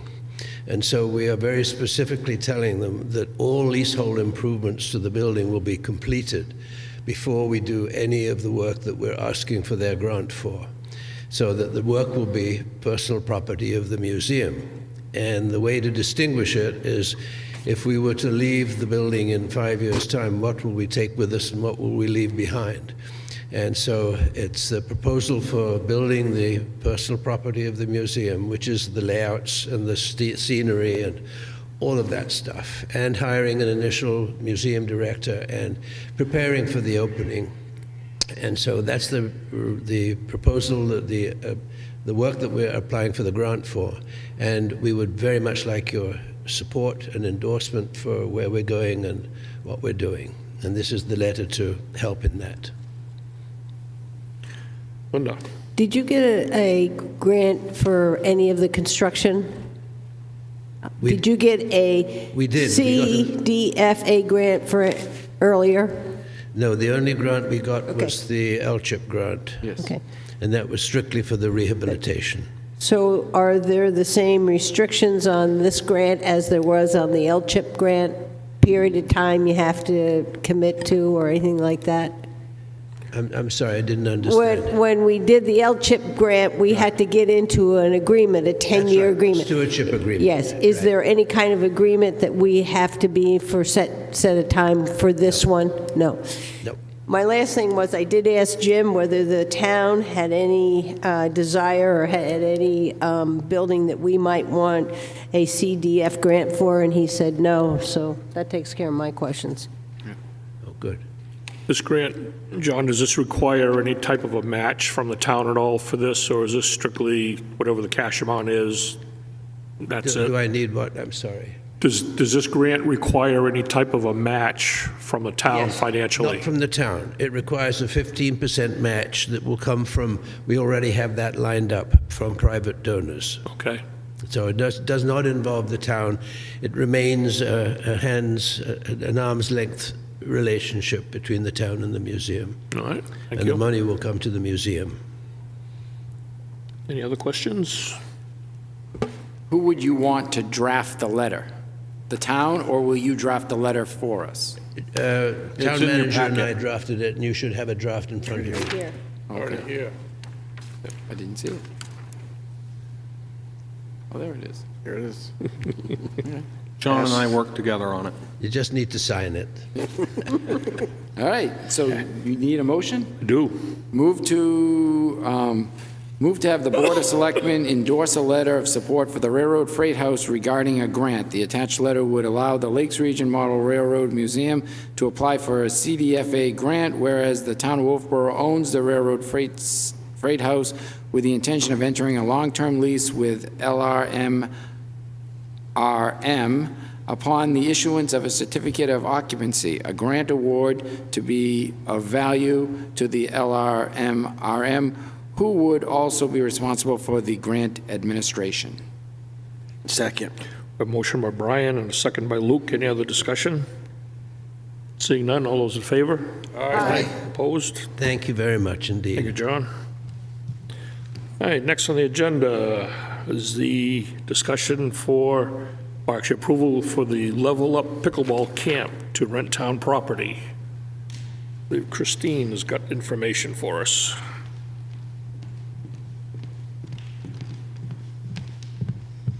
Christine Collins, Parks and Rec Director. So this is an organization that's rented the tennis courts and pickleball courts from us in previous years. They're asking for it again. They're either looking for September 14th through 15th or September 18th through 19th, and it's 9 a.m. to 4 p.m. I, however, have noticed throughout the years that we're getting increasingly busy down at those pickleball courts and tennis courts, and I feel that we probably should not do it. It just seems that in that realm of September, we also have the Lakes Region Pickleball Tournament. There's one that happens, so that means it would be 2 weekends that it wouldn't be available to the public. And it is a private organization. We do charge them, and it goes into the general fund, but to hold up all the pickleball courts and tennis courts for a private organization, I'm just not in favor of it, but I wanted to bring it to the Selectmen for your final approval. Do they need to use, they want to use the entire, Yes. all 4 tennis courts converted over to pickleball plus Yep. the, Yes. yeah. They won't accept less. I could go back to them and ask them, but in the past, that's what it's been. You know, I think we have a community that really enjoys pickleball. Yeah. And we had trouble with the Motor Jam because they were a business, and I think we were moving away from allowing businesses to come in and use the town properties for their own profit. Right. Especially when we have the number of people who like pickleball and play pickleball all the time. in our own community. So that's kind of where I am. I wouldn't see a problem with them using some of the courts. If they will agree to use some of the courts, it is a pickleball still. It's a different group using pickleball, but they are still playing pickleball, and maybe there are people that would feel comfortable having some lessons from them, and that gets them. So that's not what that is, though. It is an elite class that people pay. I think the last time I saw it's like $400 to $500 to take this class, and it's already filled with people, so it's not really open to other people. I think you can go on and register, but it's not really coming to Wolfeboro and offering classes for people. It's they need a place to host it. Okay. Yeah. You know, plus not just the pickleball players, but, you know, the tennis players like to lose some courts in, and that's could still be a very nice time of year to go down there and play tennis too, so. Right.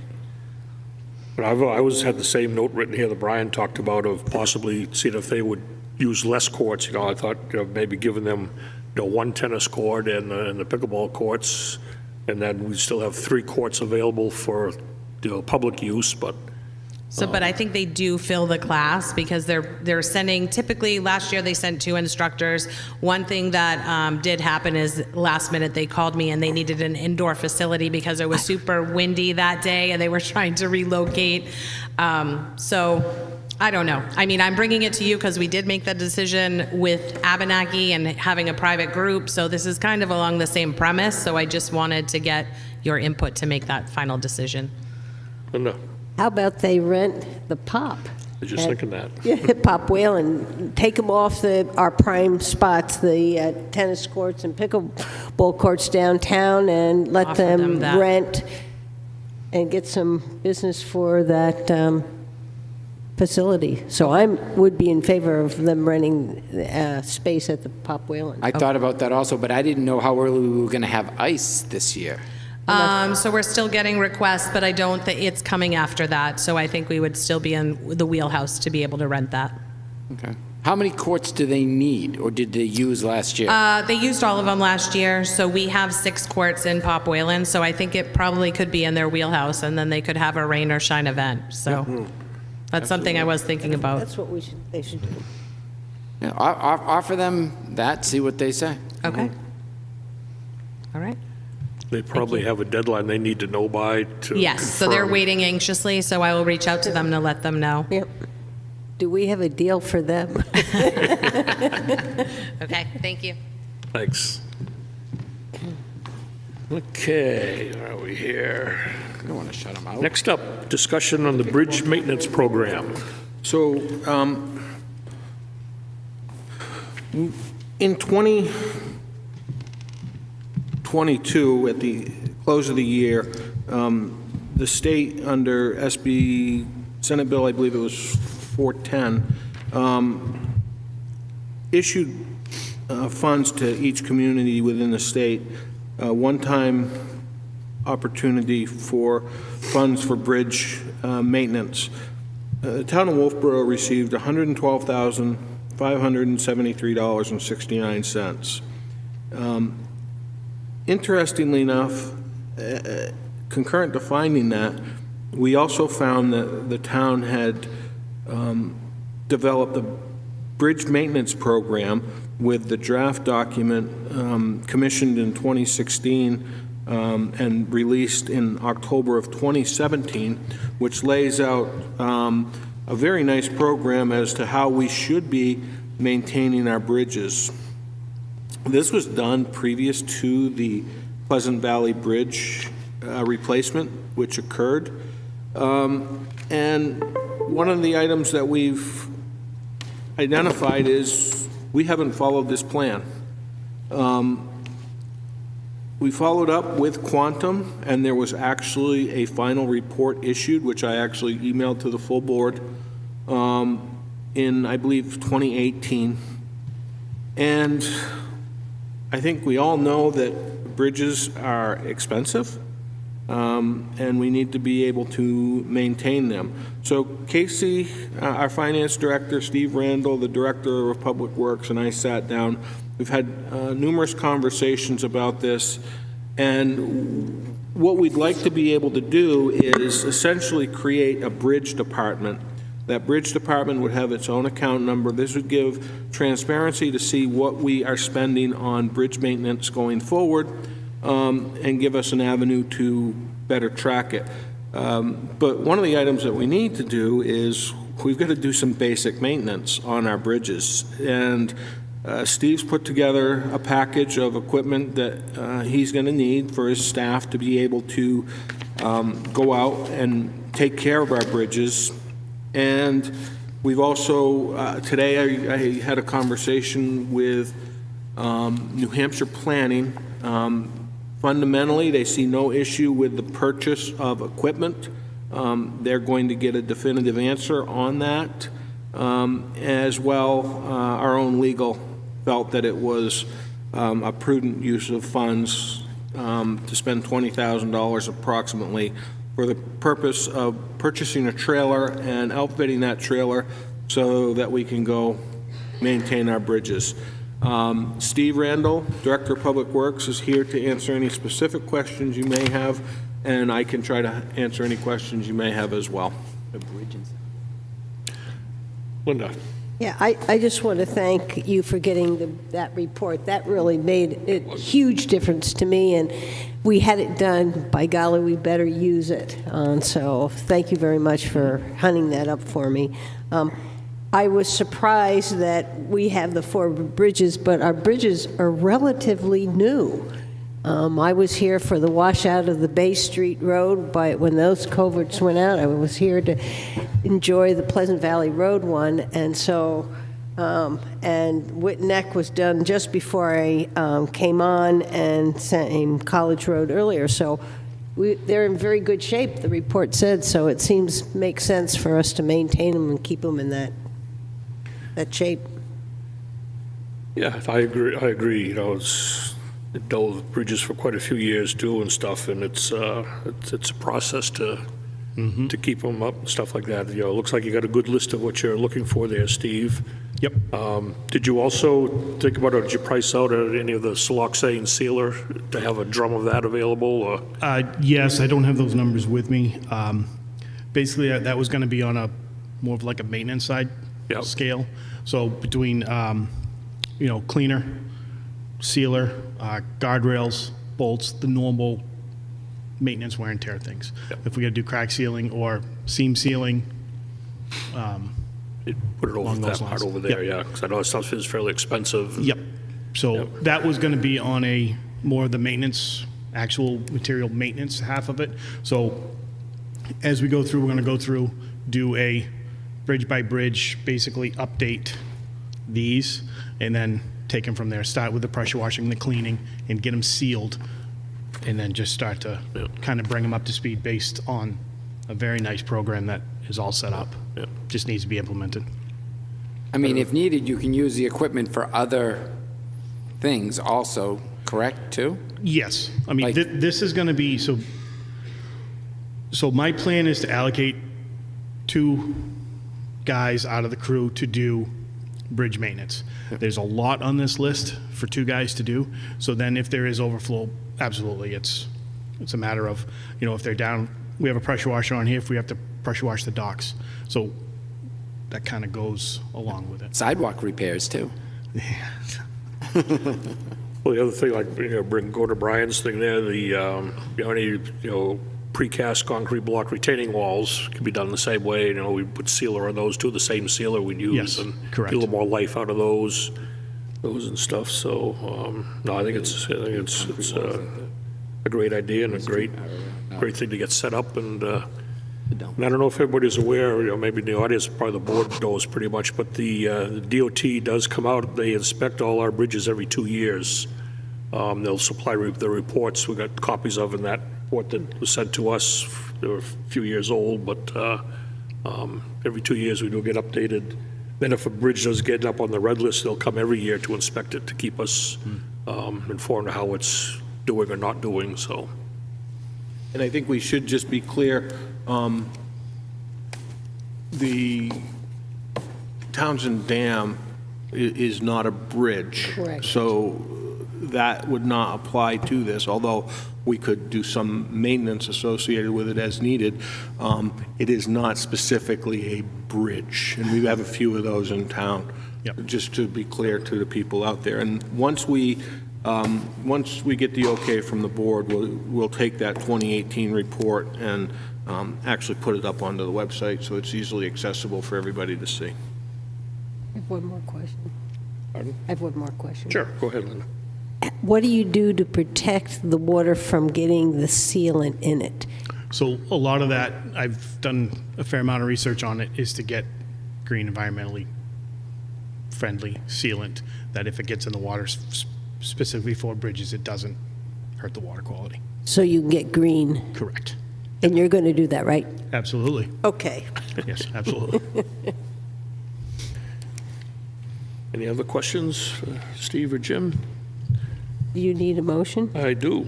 I'll make a motion to create a bridge department account 01-43130 for the purpose of tracking the costs for bridge maintenance and repairs, and okay the expenditure of the $21,000 of equipment listed on the document that we were given tonight.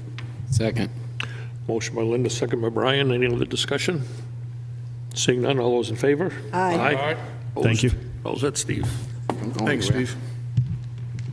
Next one is discussion regarding storm drain stenciling.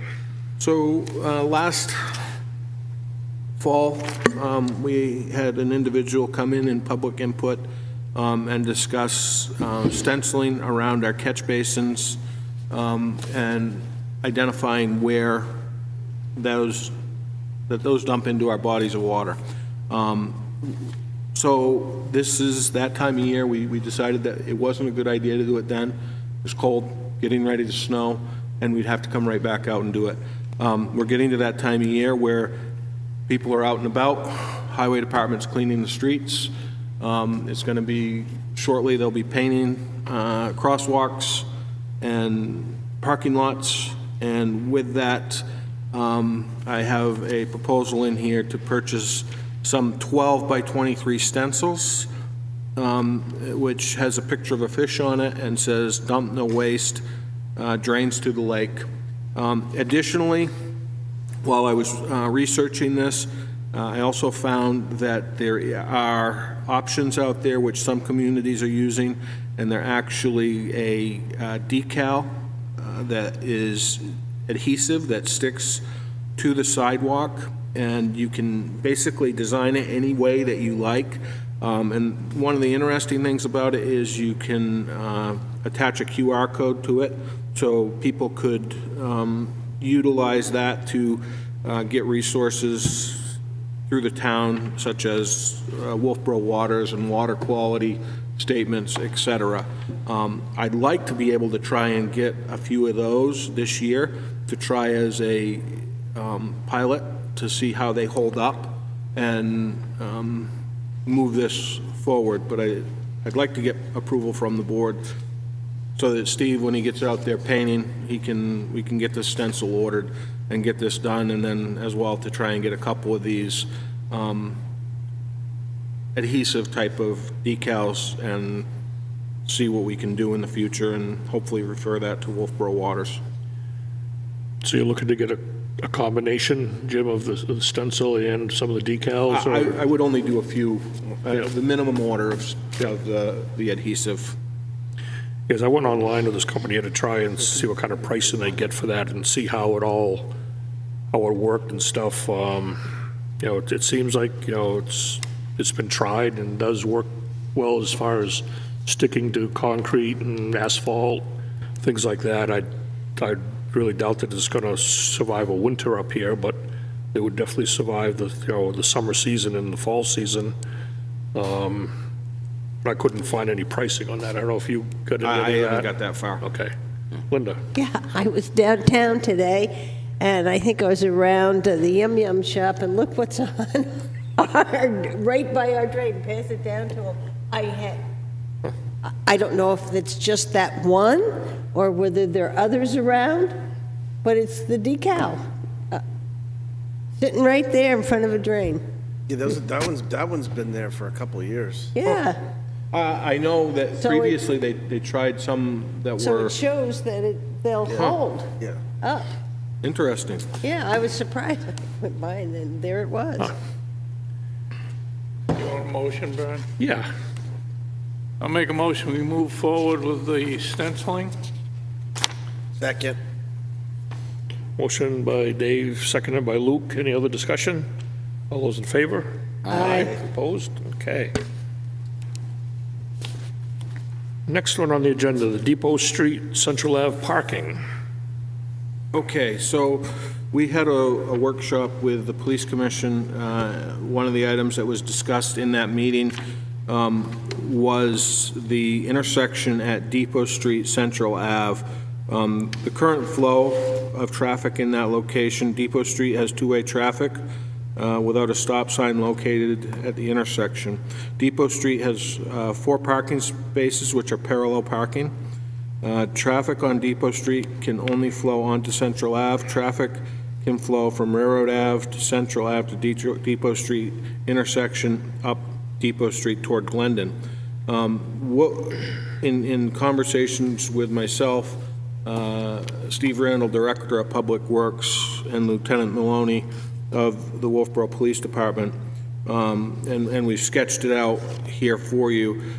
We'd like to be able to we'll have to remove at least 1 parking spot, potentially 2, on the hill of Depot Street, and then install a stop bar and a stop sign and create a crosswalk that goes a little bit diagonal across.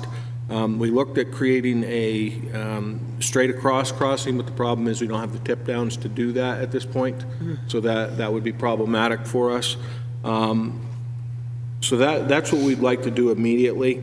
And then as well going forward, we'd like to be able to look at conducting a traffic study in that area to determine what might be actually the best thing going forward for that entire area.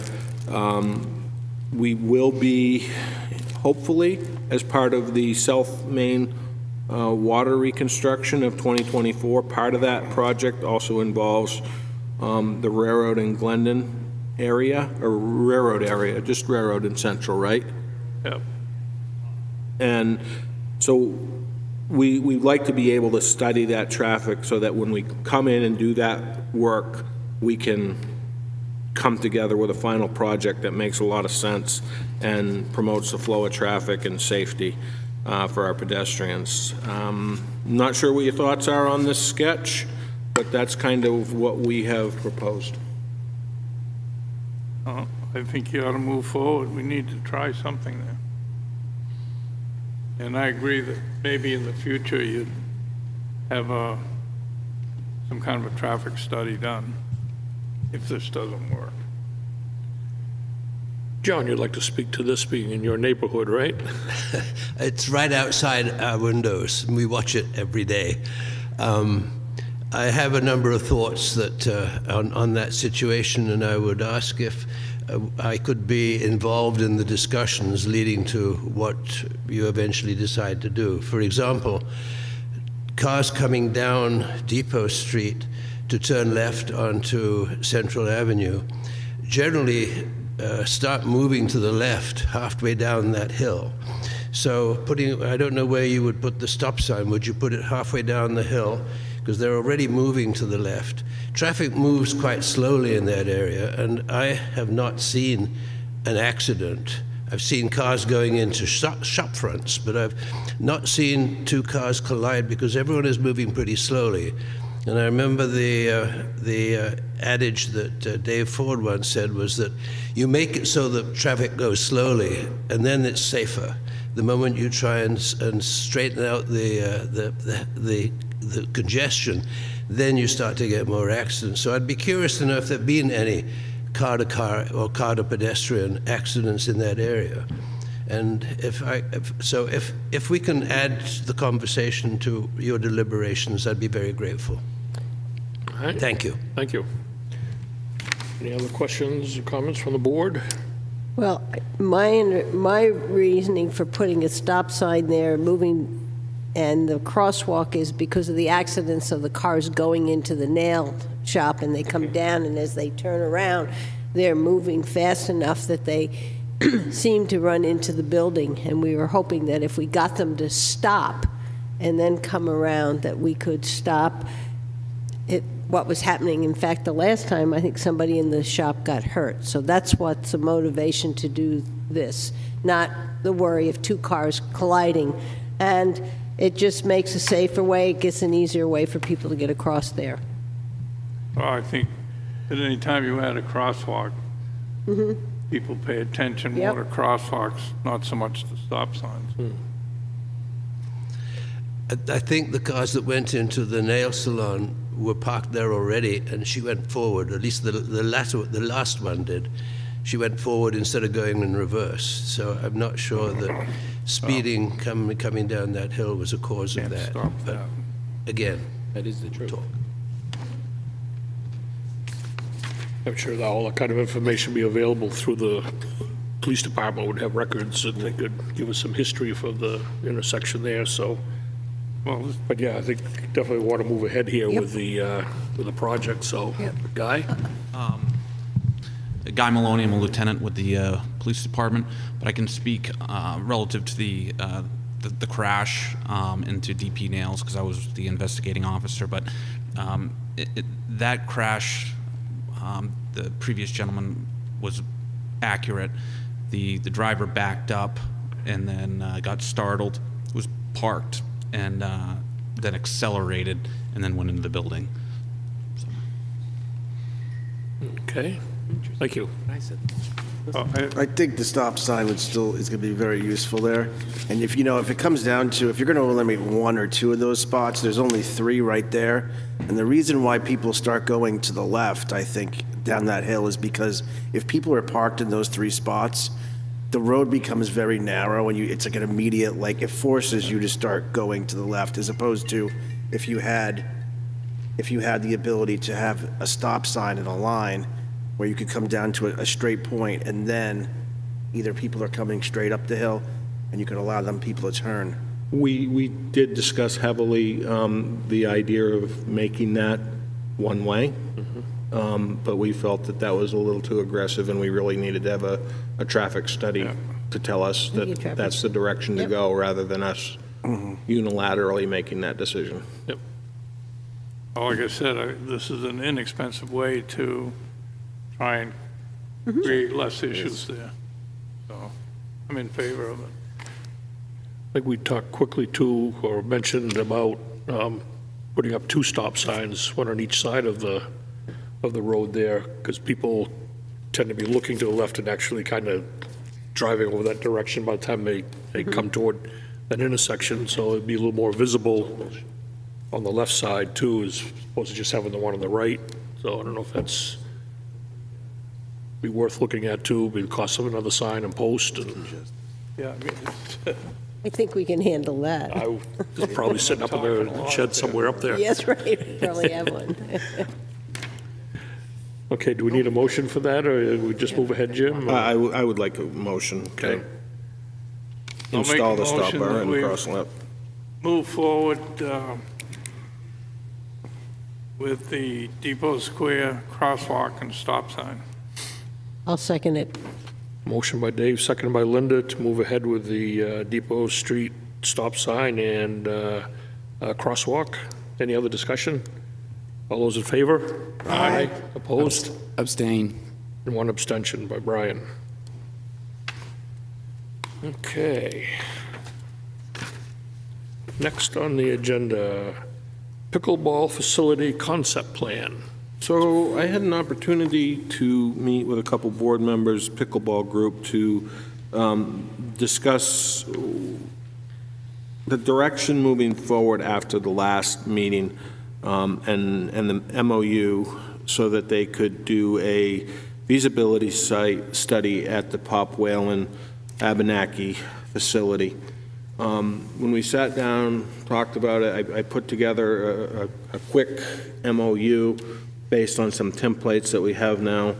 And one of the concerns that got brought up really quickly was the high bar that was established by the motion brought forward by the Board of Selectmen.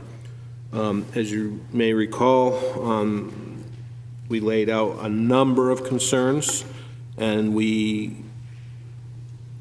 believe that based on the meeting last Friday with the pickleball group, they recognize those concerns as well. So that conversation kind of went sideways at that point, and we had a discussion about Filter Bed Road. A lot of work has been done on Filter Bed Road, just on the town property, just beyond the wastewater treatment plant. There's a beautiful parking area there now that's been worked on and finally finished up by Steve and his crew. And we went down to the site, and it made for a healthy dialogue, and the pickleball group seemed to think that that was a better location, and they may get a better bang for their buck in having Norway Plains conduct a feasibility study there, as opposed to a feasibility study on the Pine Hill Road site, which we knew was going to be troublesome. So what we'd like to do is have the Board of Selectmen consider a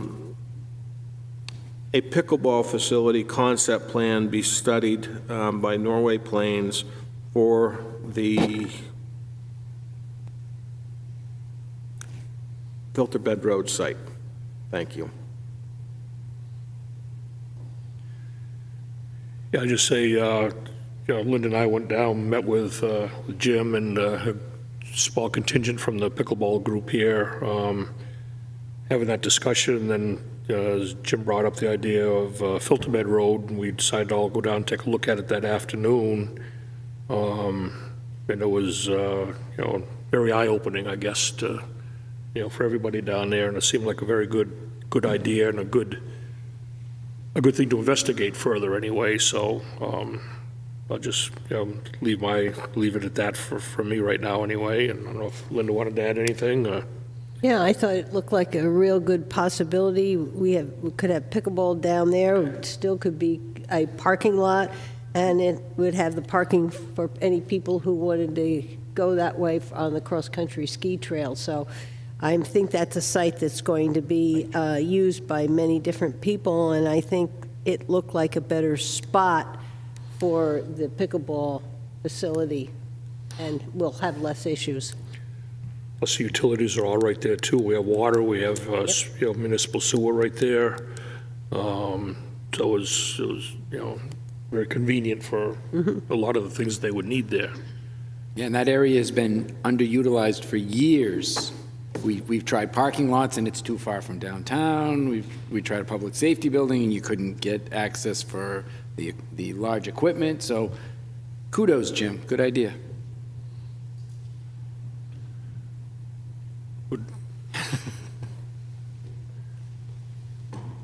Do you want a motion to go forward? I think we got somebody. We have to wait for it. Come on up, Joe. We have to wait for Mr. Santero to talk to us. Look like you're getting around better. You're away from that walker anyway, so. Hi, my name is Joe Santoro. I represent the New Hampshire Lakes Region Pickleball Club. And as Jim mentioned, Friday afternoon we had a discussion with Linda and Brad about the MOU for Pop Whalen. We were stunned and surprised that we thought Jim's brilliant idea to consider Filter Bed Road, which we had not thought about before. And as we did investigate the site, we thought there was a lot of promise to that, and we encouraged the board to allow us to modify our relationship with Norway Plains to let this happen. And if this site does prove as successful as we think it could be, there'll be a side advantage.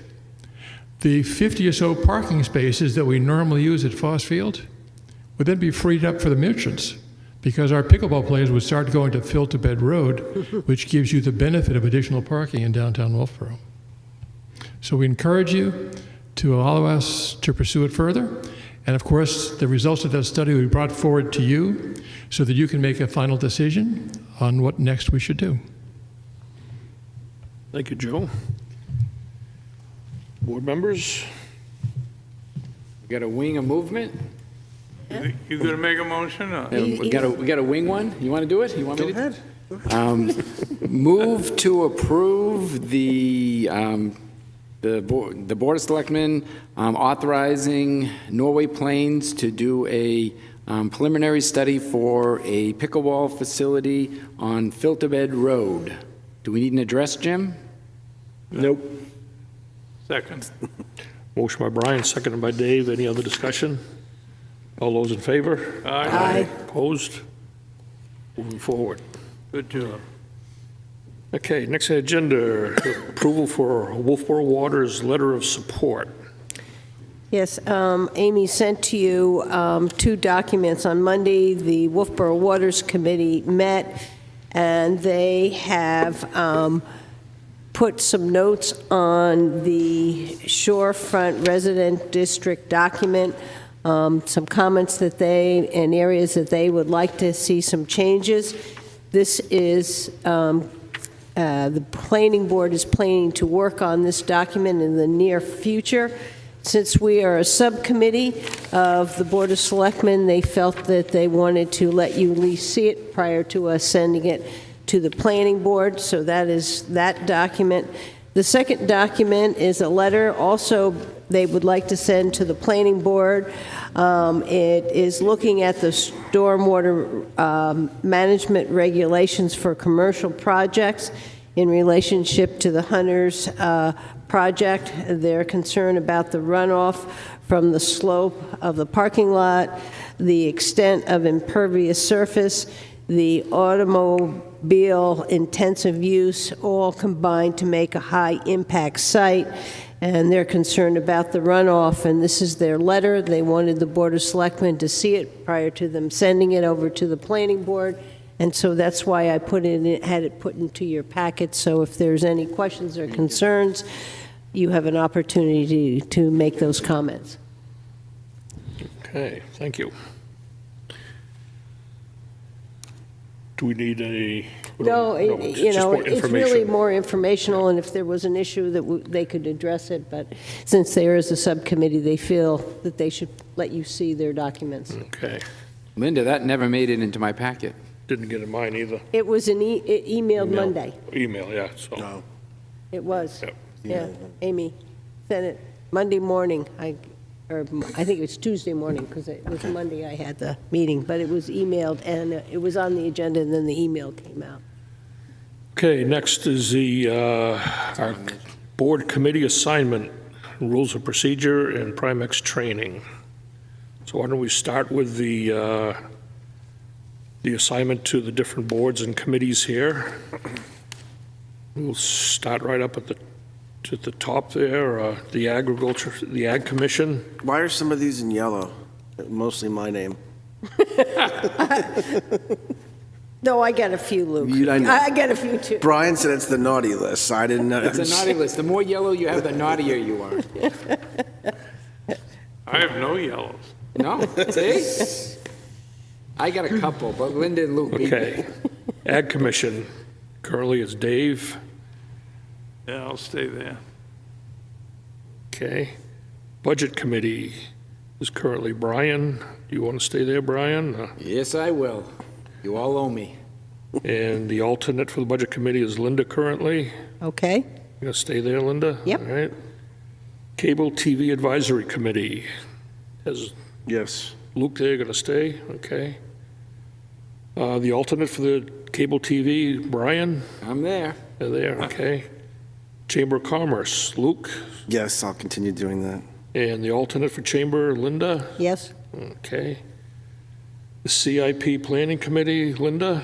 Yep. Let's stay there. And Brian, you're going to be the alternate still? Yes, sir. All right. Charrette Committee, Linda's on that. Yep. Conservation Commission Liaison, David, you Yep. still going to stay with that?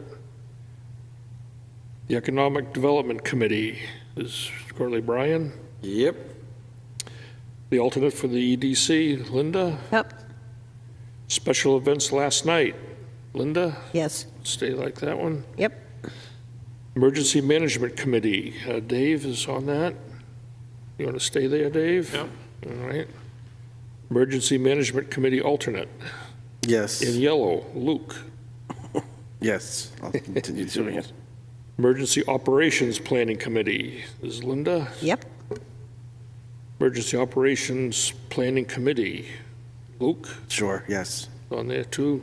Energy Committee, is Brian. Yes.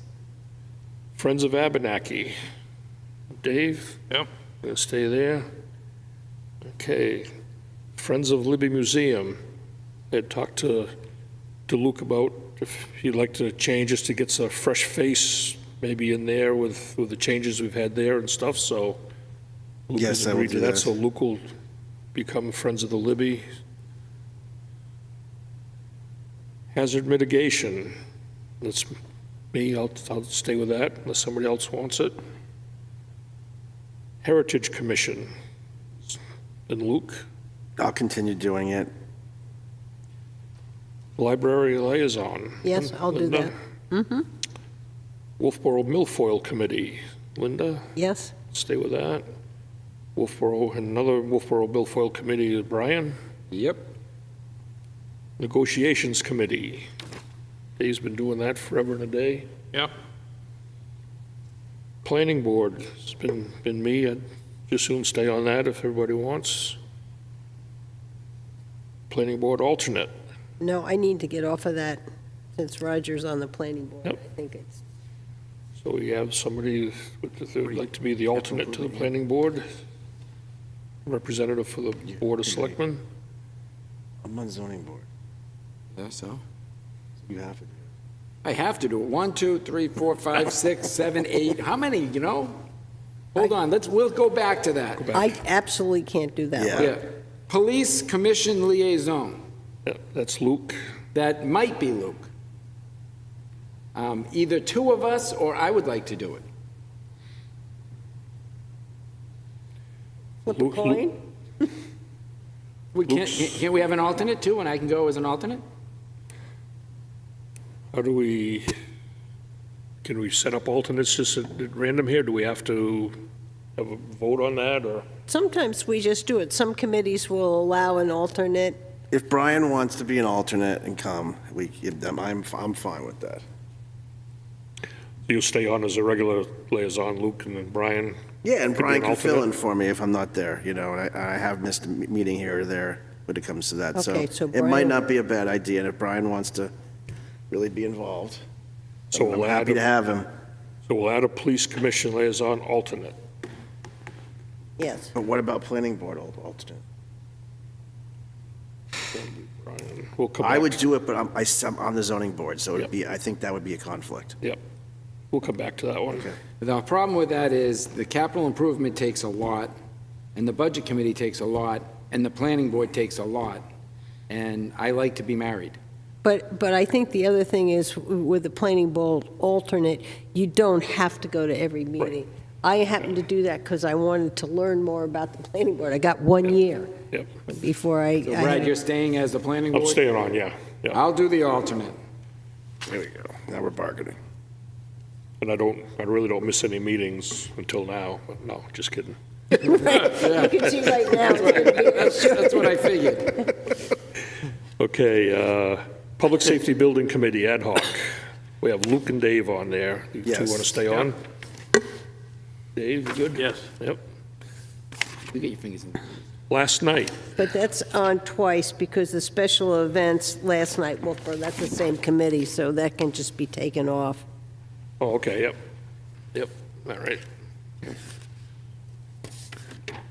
That one. Railroad Station Building Committee. That kind of got, both of these, the restroom and the railroad station got stopped while we did the charrette, and then the charrette committee kind of took over that. So I would just leave them there, and if there's a need to, To put somebody on, we can we later. can, Yep. would be my feeling. And how about on the Short-Term Rental Committee? Do we have one? Yeah, the planning board does. Planning board, that's one of in their work session to address this summer here, moving forward, so it's really being taken care of by the planning board. Town Dock Committee ad hoc, we have 2 members on there, Linda and Brian. Yep, I'm there. So do we need, I'm willing to do the short-term rental committee. Yeah, I don't think we need the ad hoc dock committee anymore, do we? Oh, yes, because what goes from there is the parking lot. Oh, Right, yeah. yeah. That's Yeah, the we still have last the parking phase. lot to So do pretty much done with that. and ensuring of. So we need to do that. I will do the short-term rental committee Okay, if so, the town needs, if the selectmen need somebody for that. okay, so we'll put Linda in the short-term rental committee, and we'll eliminate the 2 Town Dock ad. No, we need the two town dock because the next phase is the Right. parking lot. Oh, the parking lot, okay. It's So I'll stay there. And the walkway. Yeah. And the I walkway. can stay at the town dock. So Linda and Brian will stay on Yep. that. Yep. Oh, you're going to stay on the town dock also, Linda? Yeah. Yeah, there's 2 of you there, yep. Well, we only need one if she doesn't want to, if she's doing too much. I know. I can still be married and do different things. Me, it's tough. Wolfboro Community TV, I just want to stay on that. Wolfboro Historical Society. That's been Luke. You want to stay on Yes, that, Luke? yeah, I'll stay on that. And we don't have an alternate on there, but I don't know if we need one. You need been an alternate? blank. You volunteering? Only if you are hospitalized. Wolfboro Waters is Linda, I will keep that. and Wolfboro Waters alternate. I agreed with Luke that I would go on that. He has a hard time on Mondays during the day, so. Yeah, Monday, well, just during day meetings is tough, especially when it gets busy this season. Yep. I often try to get there and then time goes by, so thank you, Brad. Take the Wolfboro Waters alternate. Okay. Did you get all that, Jim? Yep. Okay. Okay, next we're gonna have a motion to move into as trustees of the Libby. So moved. Second. A motion by Luke, seconded by Dave, to move into Libby trustees. And the purpose of this is to discuss the letter we received from the Libby regarding the Libby project here. I was just read this into the minutes, a short letter addressed to the trustees from the Friends of Libby Museum. Thank you for your letter dated March 17th, 2023. As we have described to you previously, the Friends of Libby Museum, Inc. obtained pledges and collected funds from supporters of the Libby Museum to be used to assist the trustees with the costs of addressing the structural and other issues described in the all but 2019 technical plans and building assessment. Although the Friends of Libby Museum exceeded its fundraising goal of $2.2 million, those funds were contributed on the condition that they would be used for the restoration of the Libby Museum following the town of Wolfboro's adoption of a 2023 warrant article for the restoration costs. Notwithstanding the support of a majority of Notwithstanding the support of a majority of the voters of town elections, the vote fell short of the 60% margin required for a bond, which is how the trustees / Board of Selectmen chose to present the warrant article. With that defeat, Friends of Libby Museum must return the donations and release the pledges to the donors. As a result, Friends of the Libby Museum is no longer in a position to contribute to the Libby Museum restoration costs. In addition, as a proposal for the shared management of the museum presented in the Friends of Libby Museum business plan was similarly conditioned on the proposed restoration, Friends of Libby Museum withdraws that proposal from further consideration at this time. Friends of Libby Museum remains committed to supporting the museum consistent with our resources, but Friends of Libby Museum's role will depend on what plans the trustees now make for the substantial building needs that remain the trustees' responsibility to address. We look forward to hearing of the trustees' plans and welcome a meeting with the Libby trustees once the trustees have a plan in place. Sincerely, Tom Goodwin, Chair, Friends of Libby Museum. Okay, I think we anticipated that response there, so I guess moving forward, we did a couple meetings ago, we talked about engaging with Bergeron Technical Services to kind of reassess where we're at with the Libby, kind of document the things we have done there and kind of prioritize some of the repairs that need to be done and probably associate some costs with them and give us kind of a plan moving forward with the projects there. So, any other comments or Linda? Yeah, I think that there is some work that needs to be done. I think there's some plaster falling down. We held that 300,000 and didn't do anything because we thought we were going to come in with a big renovation. But I would like to do those things to make it look like we care about it for this coming season. Wherever we get the money, whether we get it out of the 300,000 or we get it out of the existing budget, but I think those things need to be done. Right. No, I agree. Some of those items in there too that could be handled at the local level, you know, the plaster, for instance, is something that could be done. Some of the painting on some of the outside stuff could easily be done. Those trees were removed. They are removed. Yes, now that tree canopy cover is removed, I think it's going to put a lot more light on the building and keep a lot of that moisture and, right. You know, there's a lot of little things that can be done that could really make it look a lot better for this coming season. Yep. Yeah. Yep, I agree. And, you know, but I think it's going to be good, too, to have Bergeron, you know, really take a good hard look at the building, you know, from the bottom all the way up and stuff, and kind of put some budget numbers on these things and see, you know, prioritize them and, you know, so we'll get our best bang for a buck and where we, you know, so we don't want to spend money on something that's going to, if we did another repair, would be, you know, in the way or whatever, we'd have to, you know, interfere with what we just did. We want to really get those, get them done in order of, to the best of our ability.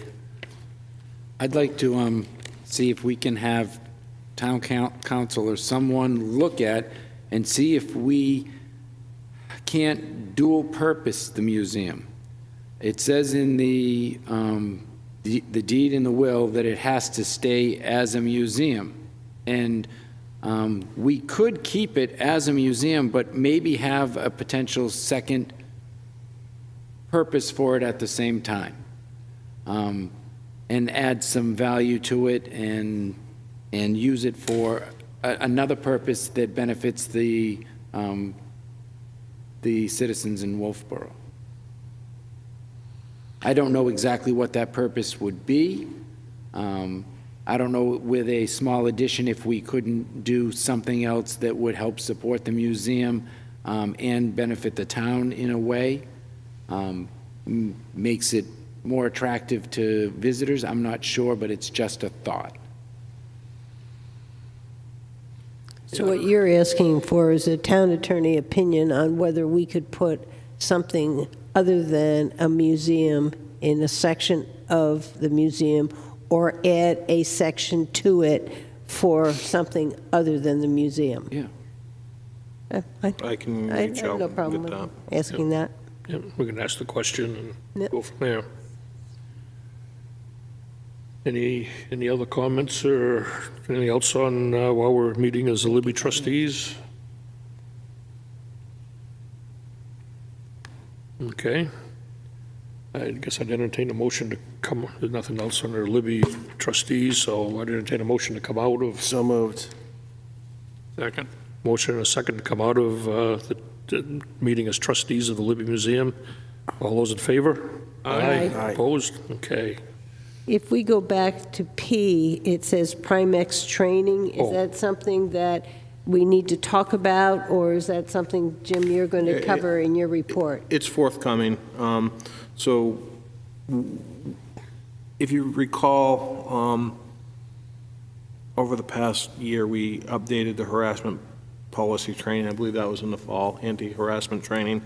One of the stipulations in that policy was all boards, committees, commissions, et cetera, were subject to that policy. So the only way we can make them subject to that is to provide everybody a level of training. Michelle Chamberlain, the HR coordinator, is working right now on being able to have some of this done online for the various boards, as well to be able to look at rules and procedures for various boards and committees, which may require updating, and then as well the code of conduct. So that will all be forthcoming to departments, or not to departments, but to boards, commissions, et cetera, and just be aware that you'll be contacted regarding the full harassment training that can be done online. Yeah, I used to do that yearly at the school district. It was required. Actually, looking back too, I kind of skipped over, there was another part of that under P of rules of procedure. Was that something we were going to address tonight, or? I mean, the Your rules, Yeah. the Board of Selectmen rules of procedure, I'm fine with them the way they are. Okay. I mean, I Yeah. think we just need to make a motion and then, So get new dates. They new date on it, so I'll make that Maintain the same motion. ones? Yeah, I don't have anything, do you, anybody? Isn't it? I'll make a motion that we approve our rules of procedure for 2023. Second. Motion and a second to approve the rules of procedure for 2023. Any other discussion? Seeing none, all those in favor? Aye. Opposed? Okay, thank you. Other business. Anything else under other business tonight? Committee reports. We'll start down at your end, Brian. Had a great EDC meeting. We all had the meeting last Wednesday for the Kate Park bids. We had Brad, Linda, and I had a nice walk down at Port Wedland. Very educational. And everybody's on the same page with, seems like, what needs to be done down there. It's a lot of work. And other than that, during the EDC, we did have preliminary talks about an event at the dock similar to the Mount Washington's birthday last year. So it looks like we're going to be trying to put together something that might be even a little bit bigger and more fun, with a very large environmental piece to it. I had a chamber meeting, and they did bring up there, we talked about parking. It was a big topic since they had heard we were, talking about parking enforcement in town this coming summer. And one of the things that came up was Wolfeboro Public, DPW has two of those large communication boards. So the chamber was asking, if it was possible, and I talked to Jim, we'll see how jobs that we have this spring, but if we could inform people as they were coming into town, if we decide to go back to real strict enforcement, so visitors would know if we use those communication boards, parking enforcement's in effect, use the trolley, that type of thing. Yeah, So, sounds like it was one of the things they brought up. So yeah, it was a good meeting.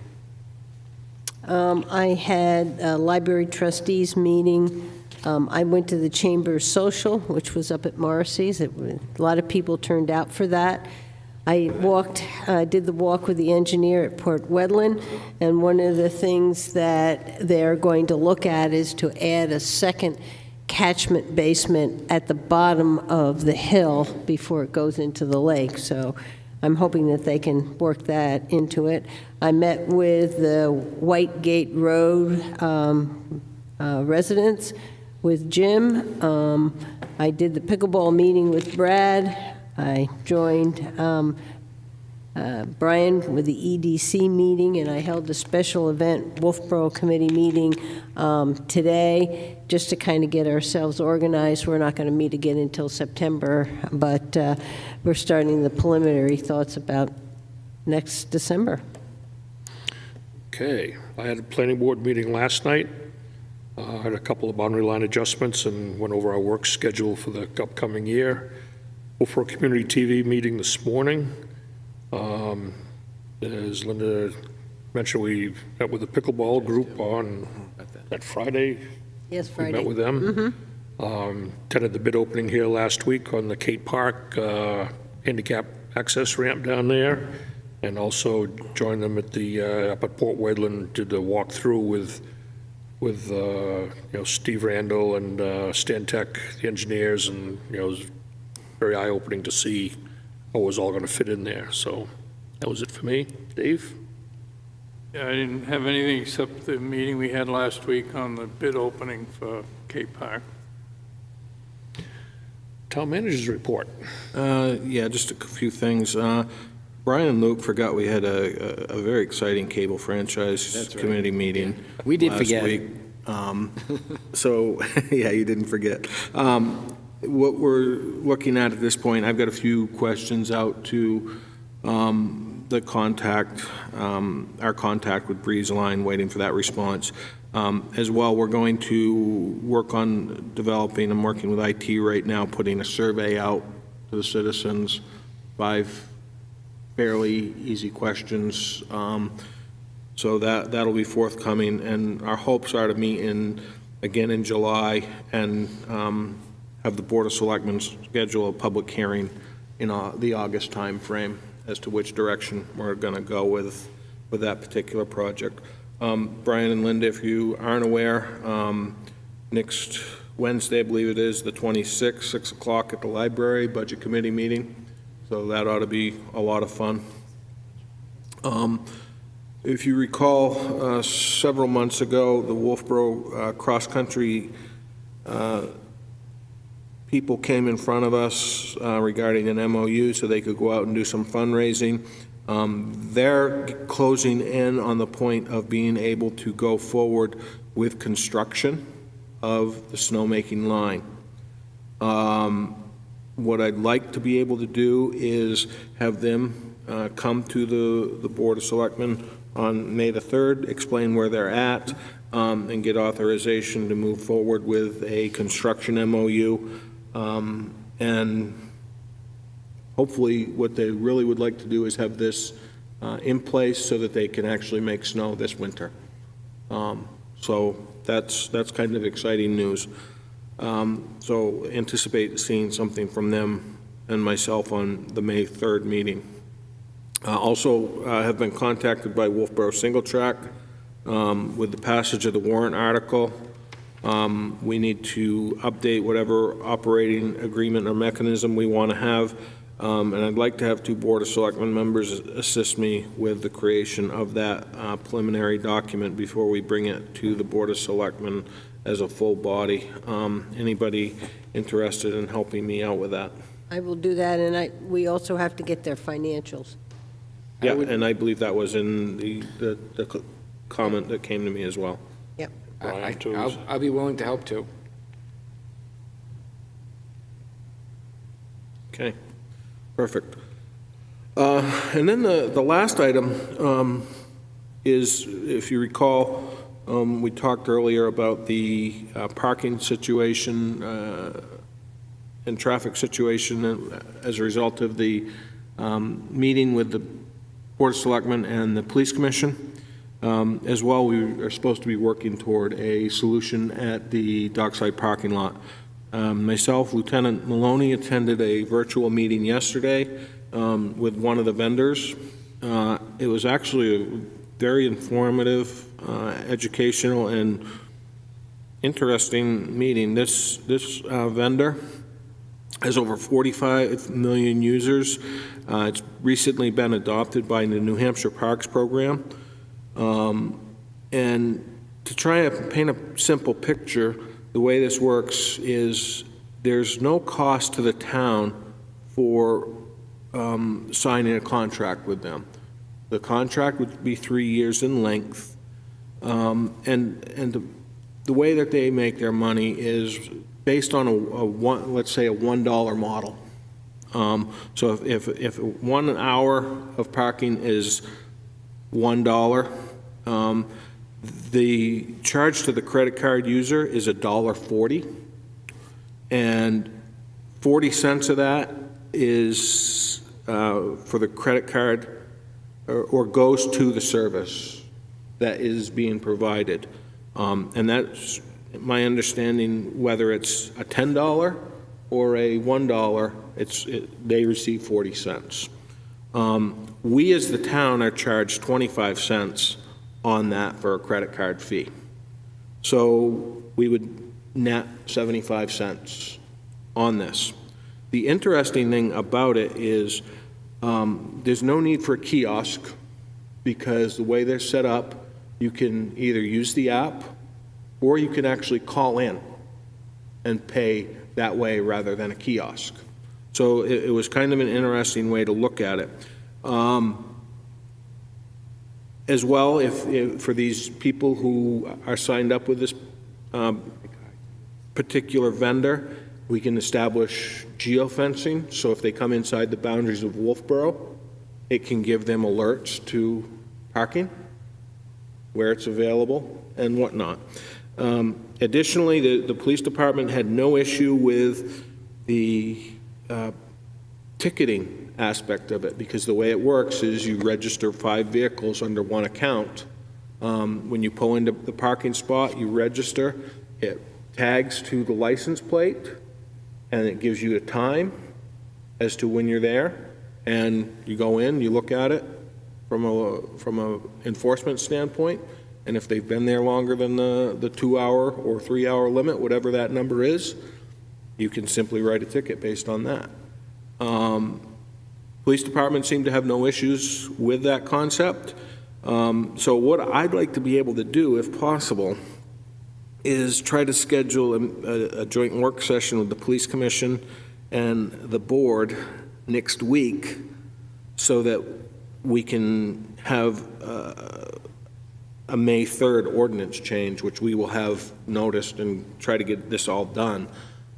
Because the tricky part is it's a 30 to 45-day implementation. So we really want to try to get this wrapped up, if we can, by that May 3rd timeframe, if possible.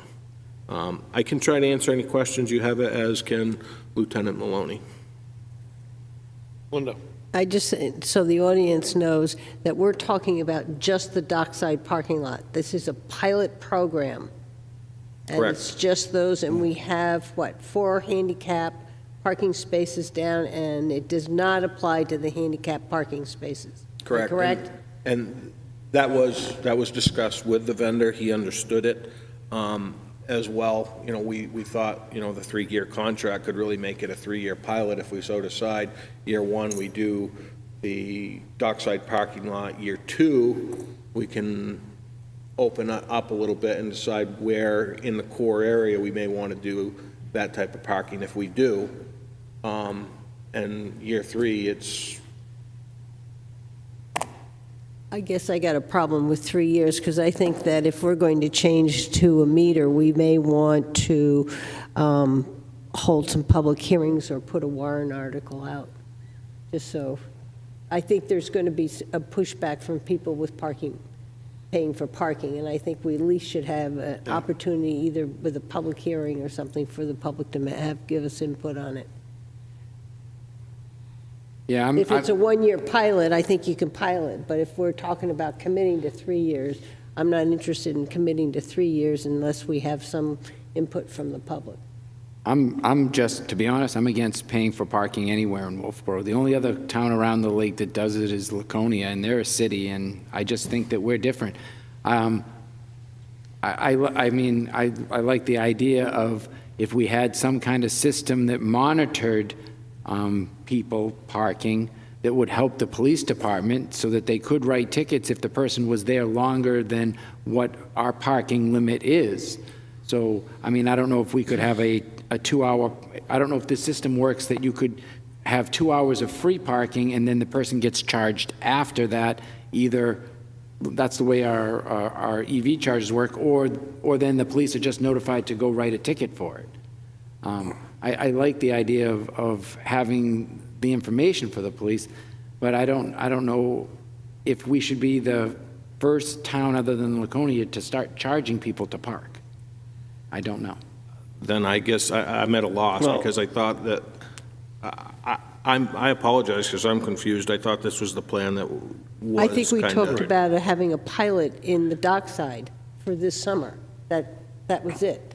Not to sign a 3-year okay, contract. So we can't, that's the only way they do it, is a 3-year contract. Okay. So, I think, Brad, you know, I think we have to tackle this parking issue. I like the one-year pilot, but maybe before we get ahead of ourselves here, why don't we just do the public hearing? And then if to do a public hearing before the pilot, even if we got to push it to next summer, worst case scenario, we have to address this parking issue. Yeah, we would be the only town, but we don't have the kind of parking that Meredith has. We don't have the kind of parking that other towns have, and we have a downtown core that is very small, and people try to get in and get stuff, and the parking needs to be, one, it needs to be enforced, and two, you need to be, you need to move people through. And, the employees park in front of their own businesses, the owners park in front of their own businesses.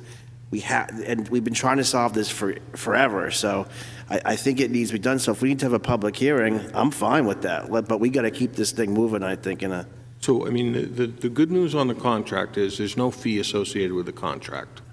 So we can essentially enter into that 3-year contract for just the dockside, and if that's where it wants to be held, so be it. But I think the question is, okay, how much are we going to charge, or are we even going to charge for parking? Because I think we have to, because that's how they make their revenue, the business who's providing this system.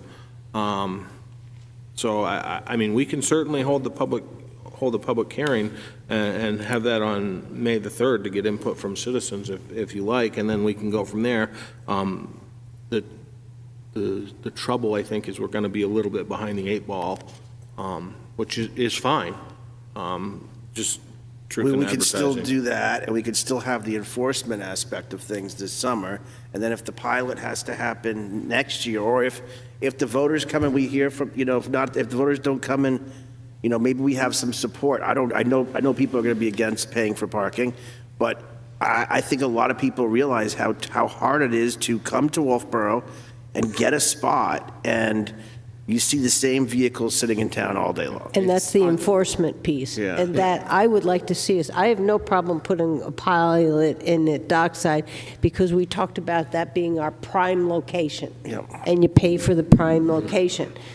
But we don't know what our parking situation would be if that was enforced. And for a while we weren't having the problem, and we have not had the parking enforced. So you're right, we got people down there all day long. Well, if we enforce it, they can't. Mm-hmm. And we pick up the cost of the ticket. And we try that, and we can put some meters down at Dockside, which is the most valuable parking spaces. I bet you there are people down there who park all day long. Mm-hmm. I know that on a Saturday, if you drive to Meredith and try and find a place to park, you're not going to find one. You drive to Weirs Beach and try and find a place to park, they have meters, or kiosks now, you're not going to find a place to park. And if you go to Alton on a Saturday at 10 o'clock or 11 o'clock, you're not going to find a place to park. You have to wait and you have to find one. We're not the only ones in this predicament. Other towns around are in the same predicament as us. And I know that you do pay to park at the municipal lot at Weirs Beach and on their boardwalk, but that's the only place around the lake where you pay. I think we should still explore this, to the next level, to learn more about it, to get the information here for the May 3rd meeting, so we'd have a chance to digest it and think it through. If we decide to hold off a year on it, like Luke said, that's fine. But we need to come up with some kind of an idea, some kind of a plan that gives the PD the tools that they would need to be able to enforce stuff down there and keep the cars moving through town. We all know we've been talking about this for years. 150. So I think it's definitely worth exploring, learning more about it. If we decide not to do it, that's fine. But I think it's worth getting some more information, from Jim on this aspect or this idea, this concept, and see where it goes.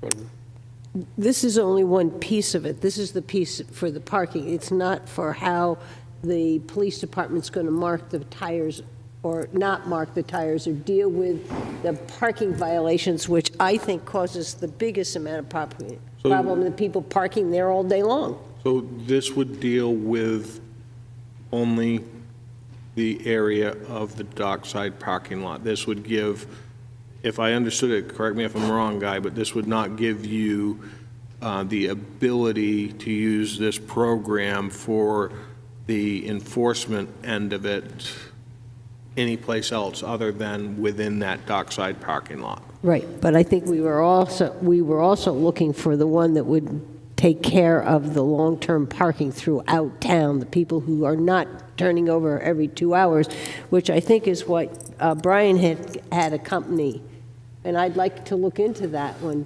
also, because I think that we can get a lot of parking spaces if we can get those businesses out of town, business owners' cars out of town. Because we can't charge to park throughout all of downtown. That would just be absolutely crazy. But if we have people that, when I park in downtown, I follow the rules. There have been times when my family is eating dinner, you know what I do? I go out and I move my car, and sometimes I take it all the way home, and then I walk to downtown. Yeah, but at dinner time, our parking regulations are off. Right. So I don't know why you're doing that. I mean lunchtime. Oh, okay. You know, I mean, we go down and we go to have lunch, and we go to eat at Dockside or something like that, and sometimes I just, time to move. Okay, so let's kind of figure out, we want to give Jim some direction here on this. Do we want to proceed, have this, come back with a little more information on it? We still have the option of saying no on the 3rd and stuff that we don't want to proceed with this concept, so. I think he was talking about meeting next week. I have no problem meeting next week, getting more information for that dockside if we can do it for 1 year. And I'd like us to move on and also try to get some kind of program so that the police can enforce the parking without them having to walk the beat, which is what I thought we talked about also.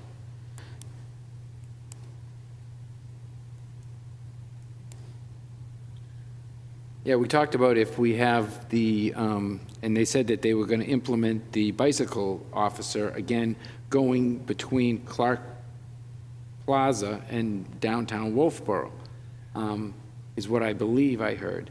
And if they're going to be doing that, then we would have somebody who would be there most of the day. They're not going to spend their entire time just, enforcing parking violations. But if they're going to be there, they can put they can put a piece together for it. It can help a lot. So, I mean, Wednesday there is a budget committee meeting. That is all that is on the town calendar now. I'm not sure about the police commission's schedule, but if you guys can give me a date or time and date, and I can see if I can get the commission to hold the joint meeting, and then determine what we're going to do on May the 3rd, because if we're going to do a public hearing, I've got to get it noticed essentially tomorrow. And I think the public hearing would only be an input session regarding parking in general. Would it be parking in general? Would it be dockside? What would it be? Dockside parking in general, and I mean, I think the more people are informed about this coming summer and the fact that we're going to really take enforcement of parking very seriously, and the more conversations we can have about that, the better people will be informed, and I think it'll put people on notice that it's going to happen. If we're going to hold a public hearing, it needs to be advertised in the paper, so we'd have to make that next Thursday's paper. As maybe even an article. Maybe we can get Alyssa to write an article if we're... I mean, I'd like to see it have, for me, it'd be nice to have the information from the public as soon as possible.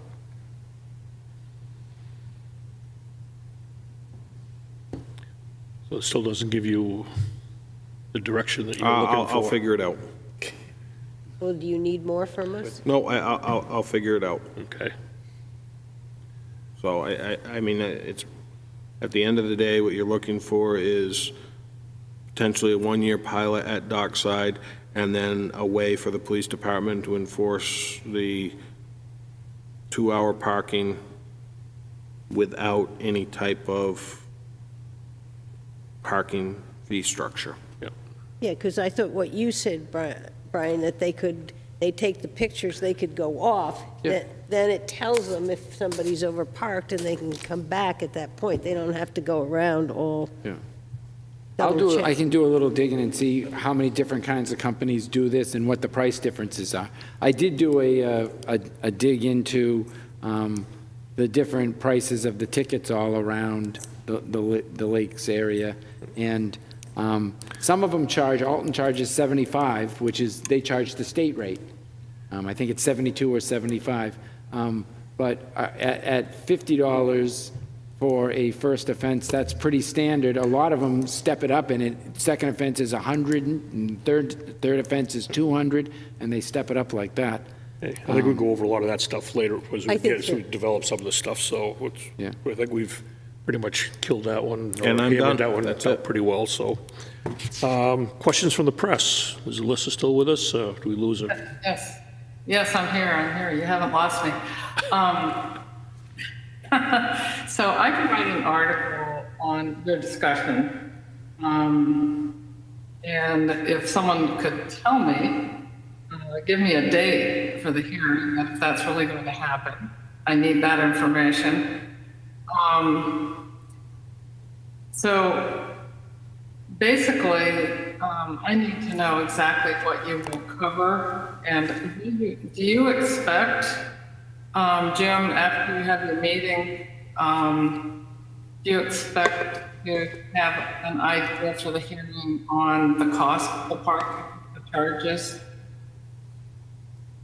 Alyssa, you are breaking up, and I can't understand what you're saying. Can you try to repeat that, please? Okay.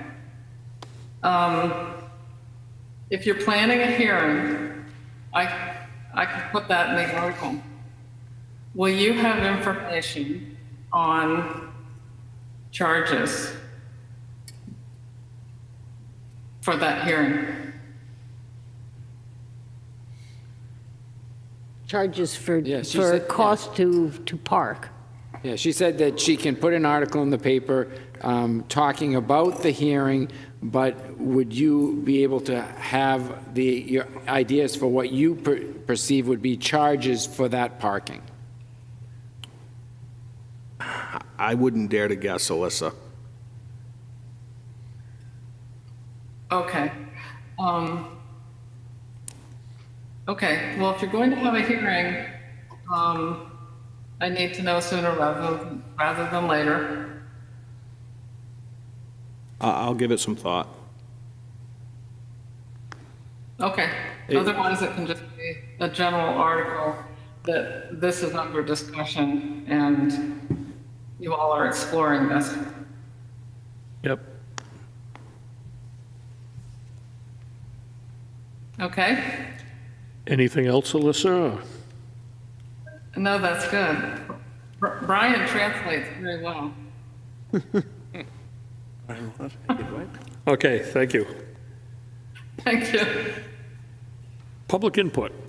We have some very patient people here tonight.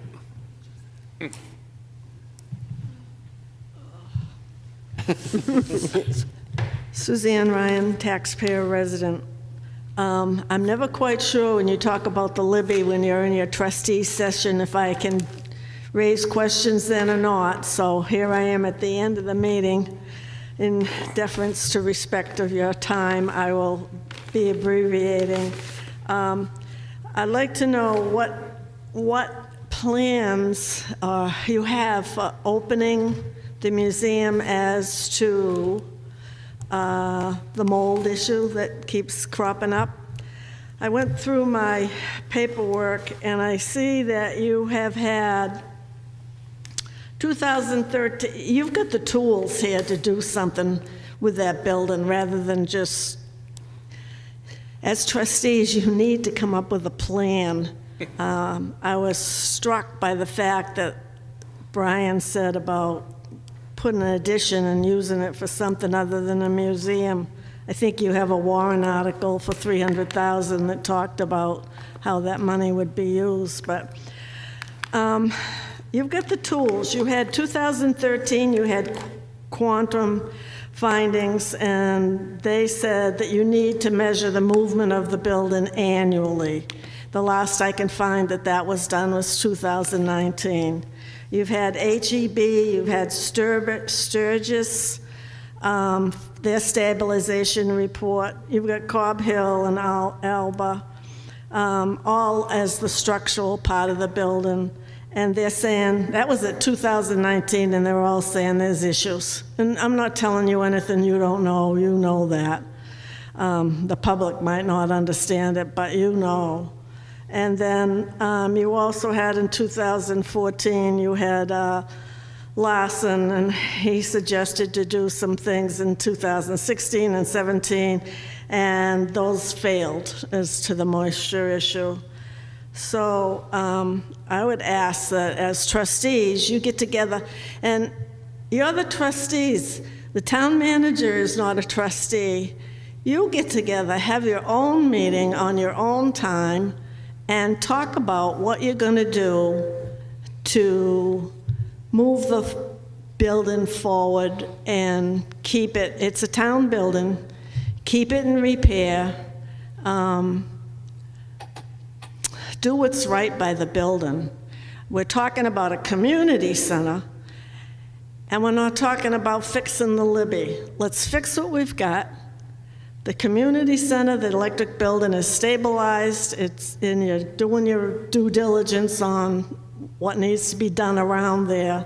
But I'd like to see the trustees have their own meeting and talk about what you can do to move forward to improve the building or do what's structurally necessary and start from the ground up and do something to save the building. If you don't want it to have an addition and you don't want to spend $2 million, that's your decision. But you need to stabilize that building for public purposes. Actually, primarily the museum. Actually, it was the voters' decision.